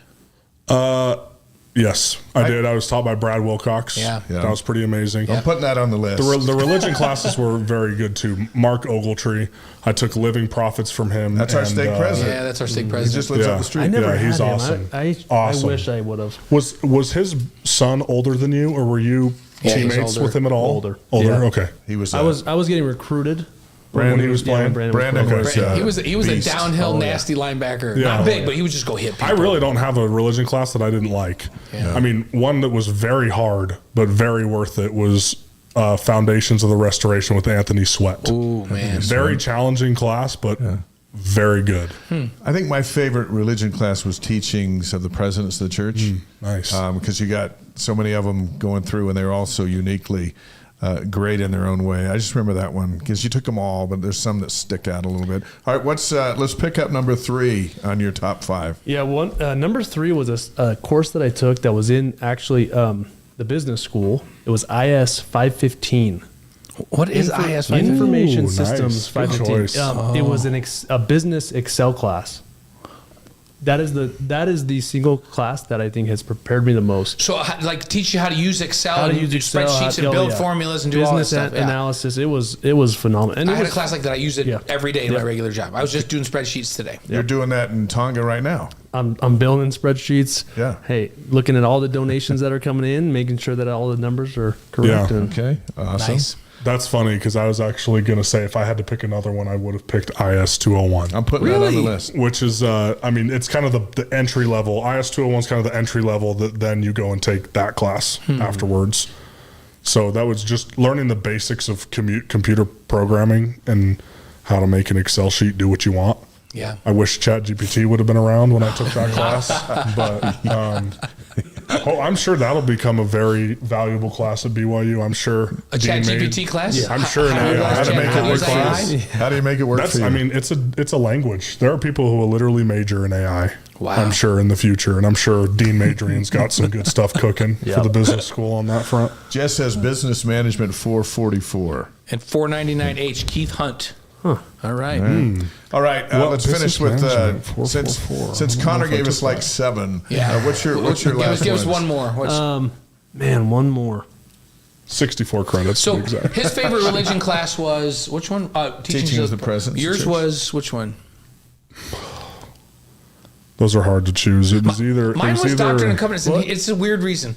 So I grew up in upstate New York, right where all of the history of the church, the original, Harmony, Pennsylvania was in my state boundaries, and the Susquehanna River, like all of that. So it was just so fascinating to me to learn even more about where I grew up. So I loved that class. That's what Anthony Sweats was. It's called Foundations. It was a DNC class. Is really what it was. Yeah, I love it. Love that one. There was was it Eternal Families? What's the religion course that was about the eternal family? Eternal Families. Eternal Families. Yeah. Professor one- Ogletree taught that one. I loved Ogletree. it. I didn't have And- Ogletree. And but I like Ogletree, that. has taught up on campus, and he's a and family counseling and all that kind of stuff. He's a counselor, so does a great job. You guys were tremendous athletes and student athletes. Look at the classes you rolled out. Not one of them was foods. Not one of them was gym. There's not one nothing wrong was with foods or gym. No, there isn't. Nothing wrong with Like I any said, of the that. GEs This is were a always waste of time. this and that. Hey, I took volleyball actually. The volleyball class. I did take golf class. I took golf. Did you take bowling? Of course. You guys have to tell you the hardest Gotta class I take ever those. took. I was in grad school, so I was finishing up my master's, and I had to have just a filler class. And I was looking down, I'm like, swimming. This would be great. That would actually fill my hours, resident hours. Oh, I'm wow. going to take swimming class. Are you kidding me with what they made us do in that swimming class? They kept track. They had come count your laps. had to show up, every first of week. all. I got behind. I spent 3 hours swimming one night to pass the class. It was the hardest class I've ever had. I got to campus and bowling was kind of the filler class. Oh, yeah. And Jamal Williams, fantastic bowler. Great bowler, yeah. Fantastic bowler. He had been in that class for 5 semesters straight. and then he was the aide. He was the Teachers TA. and the And then he TA, was I like, love I could see him with all his crazy clothes yeah. bowling, So there were some of those classes that, awesome. that they would tell you, hey, if you've got to have a certain number of resident hours, so take this class, Yep. bowling, swim. They didn't tell me swimming. After I got in it, people went, why would you take swimming? That's the hardest class ever. Yeah, there you go. Hey, we appreciate what you're doing with BYU Pathway and what you are doing with BYU Athletics, both as former players and coaches, and you're connected forever, so you're always attached to. You Google Isaiah Kaufusi and all this BYU stuff comes up. That's just how it's always going to be. That's right. But we appreciate how you guys represent, and we fully support what BYU Pathway is doing. And so we welcome you back anytime. You got something big and you want to get the word out and want to get some support generated or whatever, just give us a buzz, and this is your place. Thank you. Yeah, appreciate that a lot. Yep. You got it. We'll get the word out. And get the team ready for Saturday. Yeah, would you? your main job this week is let's get their minds right on that offense. Oh, don't worry. I'm going back to the building after this. Oh, you I are? stepped away Oh, for I know. this. I'm sure, going and back. I appreciate it. Thank you for I know Gavin won't get home till late tonight. Yes. You can Yes. also catch Connor's podcast with Chase Roberts called 2 Point Conversion wherever you get Ooh, your thank you Wise for Guys that. podcast, Yeah. which, by the way, is great. It's fun. Nice job for doing that. Thank you. It's got it. been really fun to host it. And we just a couple weeks ago we had Faith Kasache on. She's the one who prayed before that Kansas State game. It was great. Yeah. Even after a full podcast with me, she thinks we're soccer players. But it was phenomenal. Does she look at you and wonder how you were such a good soccer player? Like you're the goalie or what? I don't know. She just saw my head on a screen. Maybe he gained a lot of weight since he's not playing anymore. But What's awesome is all those folks around the world check to see how this football team's doing, because now they're connected to them. Yeah, it's amazing. They're amazing people. Amazing people. All right. Thanks, guys. Go back to work. Go home to your families. Thank you for back being to here. work. Yeah, that's where I'm headed, back to the office. Connor Pay and Isaiah Kaufusi, two of the greats here on the Wise Guys, and we thank them for being with us. And we'll get some more information here later in the show on how you can sign up for BYU-Pathway Worldwide and maybe change your life with an advanced and an enhanced education in your world. So those guys are leaving. I'm going to move, but before I move, can I remind people about AFR Let's tomorrow? Let's do it. Absolutely. So yeah, don't forget about AFR. Plan to join us tomorrow at 5 p.m. for After Further Review. David Nixon and Dave McCann join me to break down all the big moments from the Texas Tech game. We'll set the table for Saturday's showdown against TCU. Remember, AFR streams live on the BYU TV app starting at 5 p.m. You can watch it whenever you want. But if you're anxious, because typically we're just showing a bunch of good plays, but we actually had to show some bad plays this week and talk about what went wrong. And why they happen. And the interesting thing is, Connor just addressed this and said, sometimes it's just a couple of little things. And we're going to point out those couple of little things that make the difference in between making a play and not making a play on the show tomorrow night. So make sure you join us at 5. So I'll move over. Okay, you move over there. We'll get back to we'll get this chair out of here, and we'll get back to our space. DJ's, I believe, ready for the Relight. We ready to do that, DJ? Let's do it. Our Relight Athlete of the Week is presented by Redmond. The secret is in the salt. Learn what it can do for you at redmond.com. And tonight, it is our pleasure to announce BYU junior goalie Chelsea Peterson as this week's honoree. She won the state title at Orem High School before signing to play at Utah, where she suited up for the Utes for a couple of seasons. Following her church mission, she transferred to BYU, but only as a student. When the soccer team lost one of their 3 keepers over the summer, Jen Rockwood and her staff tracked Peterson down just before the season and convinced her to join the team. Last week, in a must-win game against Utah, starting goalie Peyton Collins tore her ACL 17 minutes into the game. Peterson came in and helped beat her former team 2-0 to qualify BYU for the Big 12 tournament as the 8th and final seed, and she was just getting started. Unbelievable what she did. So now as the starter for the first time all season. She turned number 5 TCU away 4-3 in penalty kicks in the quarterfinals on the Horned Frogs home field. How about that? Unbelievable job in the goal. Then during the semifinals, Peterson shut out number 23 Baylor 4-0, multiple saves. And in the finals, she shut out Kansas 1-0, a team that just last month came to Provo and beat the Cougs 3-1. And this magical run of this soccer team has been incredible, and she has been a huge part of that. Now, of course, they're all team wins, and Ellie Walbrook has been phenomenal on offense, but Chelsea Peterson's adventure is the kind of story that movies are made out of.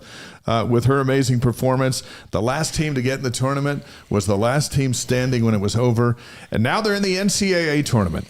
Peterson was named the Big 12's most outstanding defensive player of the tournament as BYU picks up their first Big 12 soccer championship. And Wise Guys congratulates Chelsea Peterson as our Relight Athlete of the Week. Presented by Redmond, the secret's in the salt. Learn what it can do for you at redmond.com. And Chelsea will be on Wise Guys next week. They've got Utah State Friday, and then she'll be on the Wise Guys Monday night. Yeah, I'm excited for her to come on. And seriously, you just mentioned this because I've been thinking about this. This is like a movie story, right? This is the kind of show that you make the kind of life and turns that you make a movie about. What a great story. And congratulations, Chelsea. Can't wait to have you on the show. Yeah, and we're gonna have her tell that story. Yes. And it's gonna be awesome. They're busy tonight because they just found out their tournament stuff. We had Ellie on a couple of weeks ago. Right. And now we'll have Chelsea on as they get into the NCAA tournament. Our campus notes are presented by BYU-Pathway Worldwide. BYU-Pathway makes truly affordable, fully online, spiritually based college degrees accessible to folks worldwide through greatly reduced tuition, weekly peer gatherings, and English support, helping students earn sooner, increase their income, and deepen their faith. And you can learn more at BYU-Pathway.edu. And maybe you'll just be able to hang out with Connor and Isaiah through this whole process. They were awesome tonight. But BYU-Pathway.edu. Let's run down what's going on campus. It might blow your mind because there's so many cool things. But let's start with soccer. Yeah, 11-6-4 is the season record right now. They're in the NCAA tournament. They're a 5 seed, and they're going to host Utah State Friday at 6 p.m. on Southfield on ESPN+. The winner will face the winner of the 4-seed UCLA and Pepperdine in the second round. BYU's 8th consecutive NCAA tournament, the 26th in program history. Jen Rockwood's team only missed the show 5 times in 31 seasons. Isn't that unbelievable. amazing? The Cougars have reached the College Cup, the Final Four, twice since 2021. You really want a Cinderella story? How about coming from the 8th seed in the tournament to win the tournament to get to a College Cup? That'd be awesome. Is that possible? It would be awesome. This is a young team, but They why not? just beat the number 4 team in the country? Yeah, on their field. Right. Yeah. Why not? That's what I say. So in the Big 12, they upset number 1 seed TCU 4-3 in penalty kicks. Ellie had 2 goals and made a penalty kick, and then Chelsea Peterson, that was her first start as Incredible. all season. Then they upset Baylor 4-0 in the semis. Walbrook had 2 goals, and Ella Labram had her first goal of the season, and Peterson pitched a shutout in her second start of the year. Right. Then they upset Kansas in the championship 1-0. Ellie Walbrook had a goal. Most outstanding offensive player award winner in the tournament. Chelsea Peterson, most outstanding defensive player. Yeah, what a run in this tournament. And you know what? How about Ellie? She's on fire right now offensively. Oh, yeah. It's great. It's great. The Big 12 postseason awards, Ellie and Lucy Kessler, first team. Second team, Presley Freeman and Izzy Stratton. And the all-freshman team, Mia Getchie and Mia Lopes. And hey, why isn't the goalie on there? Because she's only started 3 games. This is like exactly right. And but she's defensive playing great. MVP of the tournament is good enough, I think. That's a big deal. So. BYU basketball. Let's talk about them. The Cougars are 2-0. We had a chance to call the game the other night. That was a lot of fun. There were 10 dunks. Yeah. And it's fun to do play-by-play when there's 10 dunks because the crowd's going crazy, and you've seen the athleticism of these guys. The Cougars are now 7th in the AP Top 25, up from 8th. The new poll came out this afternoon. Houston's the new number 1. Arizona's number 5. Texas is number 11. Iowa State's number 16. And Kansas is number 25. Talk about a basketball league. Yeah, this is the best league in college basketball, and it has been for years. I mean, the SEC was really good last year, but if you go over the last decade, it's not close. It's unbelievable. And how about you're number 7 in the country, but you're the 3rd-ranked team in your conference right now? That tells you all you need to know. I'm going to say this, too. No team in the country has more, including Houston, has more talent than BYU right now. I mean, Houston's got talent that's veteran, and BYU's talent is young, and that's the difference right now. But I'm anxious to see how this talent grows up right before our eyes over the course of the season and where they're at by NCAA tournament time. They literally have the talent to be a Final Four team, which is fun. And how about A.J. DeBonsa, named Sporting News preseason first-team All-American today? He keeps making these lists. That's right. BYU beat Holy Cross 98-53 Saturday. Richie Saunders had 20. AJ had 17 and 8 rebounds. Again, 10 dunks. We mentioned we saw Ryder Lyons at the game. After the game, talked to him about his mission. So that was it was kind of cool. We were basketball and football, and it was all right there on Media Row. Yeah, really fun stuff. And then let's go back. In national headlines, they beat Villanova 71-66. DeBonsa had 21 points and 6 rebounds. Keba Keita had 8.7 boards and 3 blocks and just looked like a crazy, freakish athlete out there against Villanova. So up next, the Delaware Fighting Blue Hens are at BYU tomorrow night. The Hens are 0-2. Tip time's at 7. It's on the CBS Sports Network and BYU Radio. Countdown to tip-off starts at 6 with Blaine and the guys on BYU TV and ESPN+. And then there's Saturday. Yeah, number 7 BYU's at number 3 UConn. Not really at their home place because they're playing in the Celtics facility, but 5 p.m. on Fox. That'll be a fun one. First top 10 matchup for BYU since the 2011 Mountain West Conference Championship game in Vegas, which San Diego State won. BYU had taken the 2 in the regular season. Jimmer and Kawhi That was head-to-head. 8 against 7. This is 7 against 3. And let me throw this question at you. It's early on. BYU's at 7. If BYU beats UConn, Top 5. do they go to number 1? Could they jump? Because none of these other teams are playing number 3. And it's early. Could they just jump from, if you beat UConn in Boston, can you just go to number 1? I think you probably go to because I think unless Houston loses, they're coming from. I mean, they're good, but they're not playing UConn. That's true. You beat UConn. I think you probably maybe goes Houston 1 and BYU 2 or 3. How about that? Now you're knocking on the door of number 1. That would be fun. And BYU's never been number 1 in basketball. They had a chance during Michael Smith's season. They were number 2, and the number 1 team lost, and then BYU got drilled at UAB. I know. That's as close as we've got. Chance to be number 1. Let's give you the lineup for Saturday night so you can keep track of this, right? So BYU's at UConn. We mentioned that 5 on Fox, so you watch that. Then come over to BYU Sports Nation Game Day on BYU TV, and then the BYU TCU game on ESPN. That's a Super Saturday, and right then there. back for the post-game show on the BYU TV app after the game. Sunday morning. That's a Saturday night, Sunday morning. Yeah, that's the lineup for you. Just so mark it down, put it in your calendars. This is what you're going to do Sunday or Saturday. By the way, here's something we wanted to talk about in the basketball game, but we never got to on Saturday night. Right. Rockwell Ice Cream has their flavor of the month, Tater Tot King ice cream. They've got a deal with Richie Saunders, who's the great grandson of the founder of Ore-Ida and the creator of Tater Tots. We all knew that from last season. Mm-hmm. But here's how they describe it. Let me tell you. I'll read it and you tell me if you eat it. Yeah, I know what this is, and I would eat it. Here's Tater Tot ice cream. The company describes it as crispy toasted Ore-Ida tater tots covered in chocolate, sprinkled with cinnamon sugar, hand stirred into a creamy milk chocolate base with peanut butter ribbons. I don't even know what a peanut butter ribbon is, but it sounds delicious. No, it's like in the chocolate ice cream, there's like just strains of peanut butter that run through it. Like a ribbon? Like Fudge Ripple has little fudge ripples. This is peanut butter ribbons. And I think crispy tater tots with cinnamon on them in ice cream sounds good. Okay. Well, we need to try it, but that's available this month in the month of November from Rockwell Ice Cream, Tater Tot King ice cream. Initially, when Richie told us there's going to be tater tot ice cream, I thought, why would you ever eat that? Yeah. But now that you see the ingredients, it sounds good to me.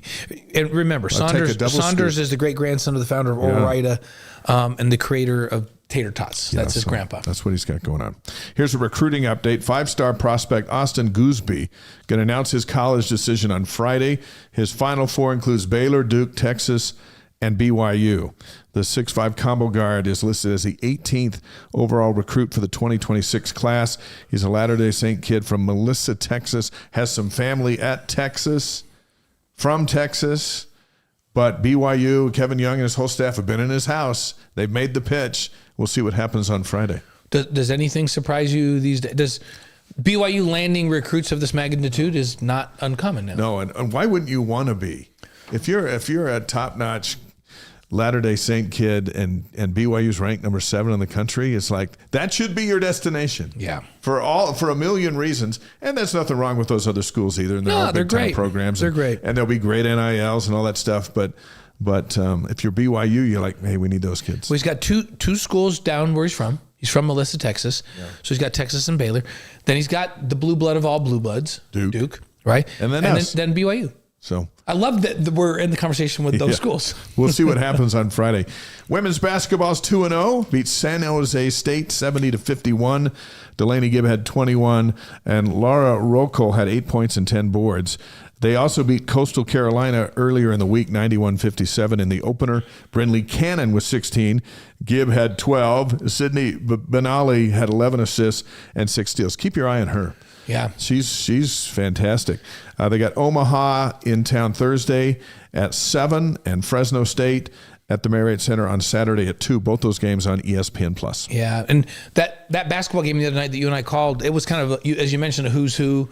Ryder Lyons was there. I'm walking down, and I see Delaney there, and Delaney comes over and I talk, and she's got Sydney with her, and all the stars were out for that game. That was fun. So it's a big deal in the Marriott Center right now. How about women's volleyball? 18-7, 6-7 in the league, national ranking of number 23. They dropped matches at Arizona and number 8 Arizona State. Big 12 standings, BYU is tied for 9th place right now. Up next, the big one, BYU's at Utah, 7 p.m. Friday on ESPN+. How's this? So you go to the Arizona swing and you lose both. Should have beat Arizona. Arizona State's, legit, number 8. You're in 9th place and you only fall 2 spots in the rankings. Yeah. You're still in the top 25 at 23. That's how good this league is. We're learning this in lots of sports. Like 8 soccer teams got into the NCAA tournament today from the Big 12. I mean, they'll take 10 volleyball teams. Yeah. As well they should. Cross country, the women are still number 1. The men are number 10. The NCAA Mountain Regionals are Friday in Salt Lake City. And the big one, the NCAA Championships, where they'll both try to defend their national titles. That's coming up November 22nd in Columbia, Missouri. Is Jane going to break the records on these courses too? Why would we think otherwise, right? It's like, I think that's what she does. I think that's what she does. We'll see. Men's volleyball schedule was released. Notable dates. Season opener St. Francis, Friday, January 9th at the Smithfield House. At Stanford, March 13th through the 14th for a series there. Pepperdine at home, March 27th through the 28th. USC, April 10th through 11th. They're at UCLA, April 16th and 18th. So tickets go on sale to Cougar Club members on Wednesday. General public goes on sale on Thursday. Campus notes are presented by BYU-Pathway Worldwide. 7 former Cougars will be inducted into the BYU Athletic Hall of Fame this Friday. They include our friend Trevor Maddich, the center of the 1984 National Championship team, Jack Morris from BYU Baseball, Tyler Haws, men's basketball, Roger Reed, men's basketball head coach, Alexa Gray, women's volleyball, Nichelle Stewart-Mackey, women's track, and Mark Philbrick, a BYU photographer who took pictures when you were playing. He sure did. That's how long Philbrick has been here, and that's really a cool. great Hall of Fame class, and they'll be inducted Friday night, and then during the game, they'll be marched out onto the field at halftime, and 60,000 people can give them a standing ovation. Love it.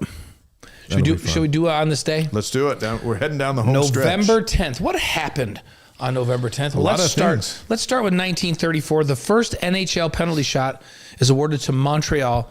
They missed and lost to Toronto 2-1. So I wonder, before that, could they just fight and no one ever get a penalty? I don't know what happened. So that's historic. 1945 on this day, number 1 Army beats number 2 Notre Dame 48-0. See, back in the 40s, That was a different time. Army was like the team. They had like 2 Heisman Trophy winners in the same backfield. One won at one year and one won at the next year. So Wow. Glenn Davis and Doc Blanchard. Army was all about football in those days. 1957, an NFL record, 102,368 fans watched the 49ers against the Rams in the Rose Bowl. Wow, that's a lot of folks. Yeah. 1969, Sesame Street premieres on PBS. You and I grew up, we were Sesame Street kids. Absolutely. We can grew name up them with all. We can sing all the songs. Yeah. Can you tell me how to get? So, 1983. I always like the people that you meet No. as you're walking down the street. Oh, I love that too. My favorite thing is when Kermit the Frog would do. He'd be like, Kermit the Frog here for Sesame Street News. How about when Grover was the waiter? Yeah. And it'd always make that one guy get mad. It's so There was a good. fly in his soup or something. My favorite, he would do the weather. Kermit would, and he would say, "There'll be increasing darkness tonight, followed by patches of light in the morning." Okay, there we go. So 1983, Marvelous Marvin Hagler beat Roberto Duran in 15 rounds at Caesars Palace, Las Vegas, to retain his middleweight championship. Those were the glory years of boxing. Oh man! 1989, on this day, Germany begins dismantling the Berlin Wall. How about that? In 1990, Home Alone premieres in Chicago. How about that? How many of us have seen Home Alone maybe 100 times? If you haven't seen Home Alone once, what is wrong with you? Yeah. And then there's like 3, 4, and 5, but Home Alone is a Home classic. Alone, right? You And need to, if you haven't seen it, maybe it's not something wrong, but you've missed out. when You need that to go. came out, it was the movie of the holidays. And it still is one of the classics. Birthdays on this day, November 10th. 1483, we're going back to Martin Luther, a key figure in the Protestant Reformation. That's right. In 1932, Roy Scheider, the actor from Jaws. Yeah. 1983, Miranda Lambert, country singer, great singer. Notable deaths, November 10th. Yeah, Harry Ford Sinclair, the founder of Sinclair Oil. Yeah, 1956. That Sinclair oil's been a part of our life, forever. Our Wise Guys inspirational quote of the week is from Roy Schneider of Jaws in 1975, who said, "You're gonna need a bigger boat." When he first laid his eyes on Jaws, he just heard it said, "You're gonna need a bigger boat." how many times have we taken that quote and applied it to something in our lives? We're gonna need a bigger boat. This isn't going to work out. Our special thanks to Isaiah Kaufusi and Connor Pay. They were awesome. Next week, Chelsea Peterson, the outstanding goalie for BYU women's soccer. Harvey Longy, we're going to get him in here too and talk football. And we'll also visit with our BYU alumni reps in Cincinnati. Right. As I can't believe the season's almost over. I know. We're talking to reps in Cincinnati. That's the last road game. But you know what? Yet it's just begun. Because hopefully this next 3 games result in victories, and then it's on to Dallas, then it's on to a home game in the college football playoffs perhaps, and then we're playing in January. Yeah. How about that? That's the possibility. Yeah. Upcoming guests on the Wise Guys will include Brandon Doman, Ty Detmer, and Tom Holmoe. We have a blockbuster holiday season coming at us. So where can you find us? Tomorrow night, we already mentioned you and I will be hosting After Further Review. And tomorrow morning, don't miss Sports Nation because I'll be a guest. I'll be a guest on Sports Nation tomorrow morning. And then countdown to tip-off tomorrow night. You'll be on there. Wait a minute. Am I doing 3 things tomorrow? Yeah. Sports Nation. You know, I haven't really processed that yet. AFR and countdown to tip-off. Yeah, I am doing 3 things tomorrow. So just check them all out tomorrow. BYU Sports Nation Game Day rocks Saturday at 6 Mountain Time on BYU TV and ESPN Plus. I sat down with Cialia Sarah today. We'll have a fun interview for that one. Post-game show also on the BYU TV app and ESPN Plus, and then I'll have some stuff in the Deseret News this week. That's a big week. Yeah, we got lots going on. Yeah. Not quite as crazy as our Saturday that we just had, though, where you and I were in studio at 6 a.m. for an 8 a.m. show, and then we spent the whole day, because we did football for most of the day, had a little break to eat, and then called the basketball game. So if you consider that we showed up at 6 and we got out at about 9:45, that's a good Saturday of sports, right? Hey, FSMA Alarm on the stream says, hey, just in time, hey, Wise Guys, just in time for Cruising with the Cougs 2027. No. Carnival Lines just partnered with an ice cream maker and introduced sunscreen-flavored ice cream. I don't like sunscreen. It's like coconut? Is that like... Well, maybe the coconut kind. Because haven't you ever got sunscreen in your mouth and you're like, that's not good? You get it in your eyes. I don't like that. It's not good. Yeah. Okay. All right. Well, we got tater tot ice cream. Thanks for that at FSMA Alarm. Yeah. We're going to get some Haagen-Dazs and settle things down after the show. And thanks for saying it's the fastest 2 hours in history, Michael Zimmerman. Yeah. Lots of nice comments from everybody. Wise Guys is presented by Brady Plus, supplies plus support. Find out more at bradyplus.com. And by Eddie, HR and payroll software built for small businesses. See how Eddie can serve your team at eddy.com. And by Mountain America Credit Union, empowering dreams for over 80 years. Find out what they can do for you at macu.com. Our Relight Athlete of the Week, presented by Redmond. The secret is in the salt. Learn what it can do for you at redmond.com. You know, we don't often announce church callings on Wise Guys, but David on the stream says Mark Bellini was called into our ward bishopric in Ohio we're yesterday. Announcing that. Great person. Yes, he is. Give Mark our best from the Wise Guys. And so you can tell David, you can tell Mark, ask Mark, say, what did you do every Friday your redshirt year? Because red shirts didn't have to practice. Mark and I redshirted together. Didn't have to practice on Fridays. So Mark and I went fishing every Friday, and we fished that little creek coming down the South Fork actually the North Fork, past Sundance and down. We'd fish that little creek on the side of the road every Friday. Did you ever catch anything? Oh yeah, we caught stuff, and Brenda would get furious because we'd bring it home and cut it all up and get No one Mark wants would that. get flour all over the kitchen. But that's Mark and I spent every Friday together fishing during our redshirt year together. That's awesome. Well, tell Brother Bellini we send him our best. I guess, well, he's not bishop because he's a counselor. So Yeah. Good. Yeah, Brother Bellini. Hey, Wise Guys is distributed by the Deseret News. We appreciate everybody who joins the live stream and listens to the podcast and then watches our stuff during the week as it comes out on YouTube, and then follows us as we do our stuff. Yep. This is a sweet time of year. Football and basketball going on at the same time, and cross country is going to try to win back-to-back national championships, and volleyball's in the top 25, soccer's in the NCAA tournament. What's not going right? Yeah, everything's great. And hey, we should go to the soccer game Friday night. Think we can get tickets? I think we know some guys. We know some guys. We might be able to do that. And thanks to all of you out there, whether you're listening to this as in podcast form, riding your bike or hiking in the mountains, or you've been on the live stream with us tonight, or you're watching it on YouTube.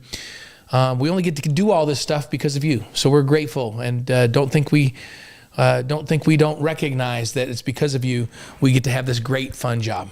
All right, we'll see you tomorrow on all of our things, including After Further Review and pregame show and Sports Nation and the beat And goes Deseret on. News. And Deseret News. We're all over the place tomorrow. See ya. Thanks, everyone.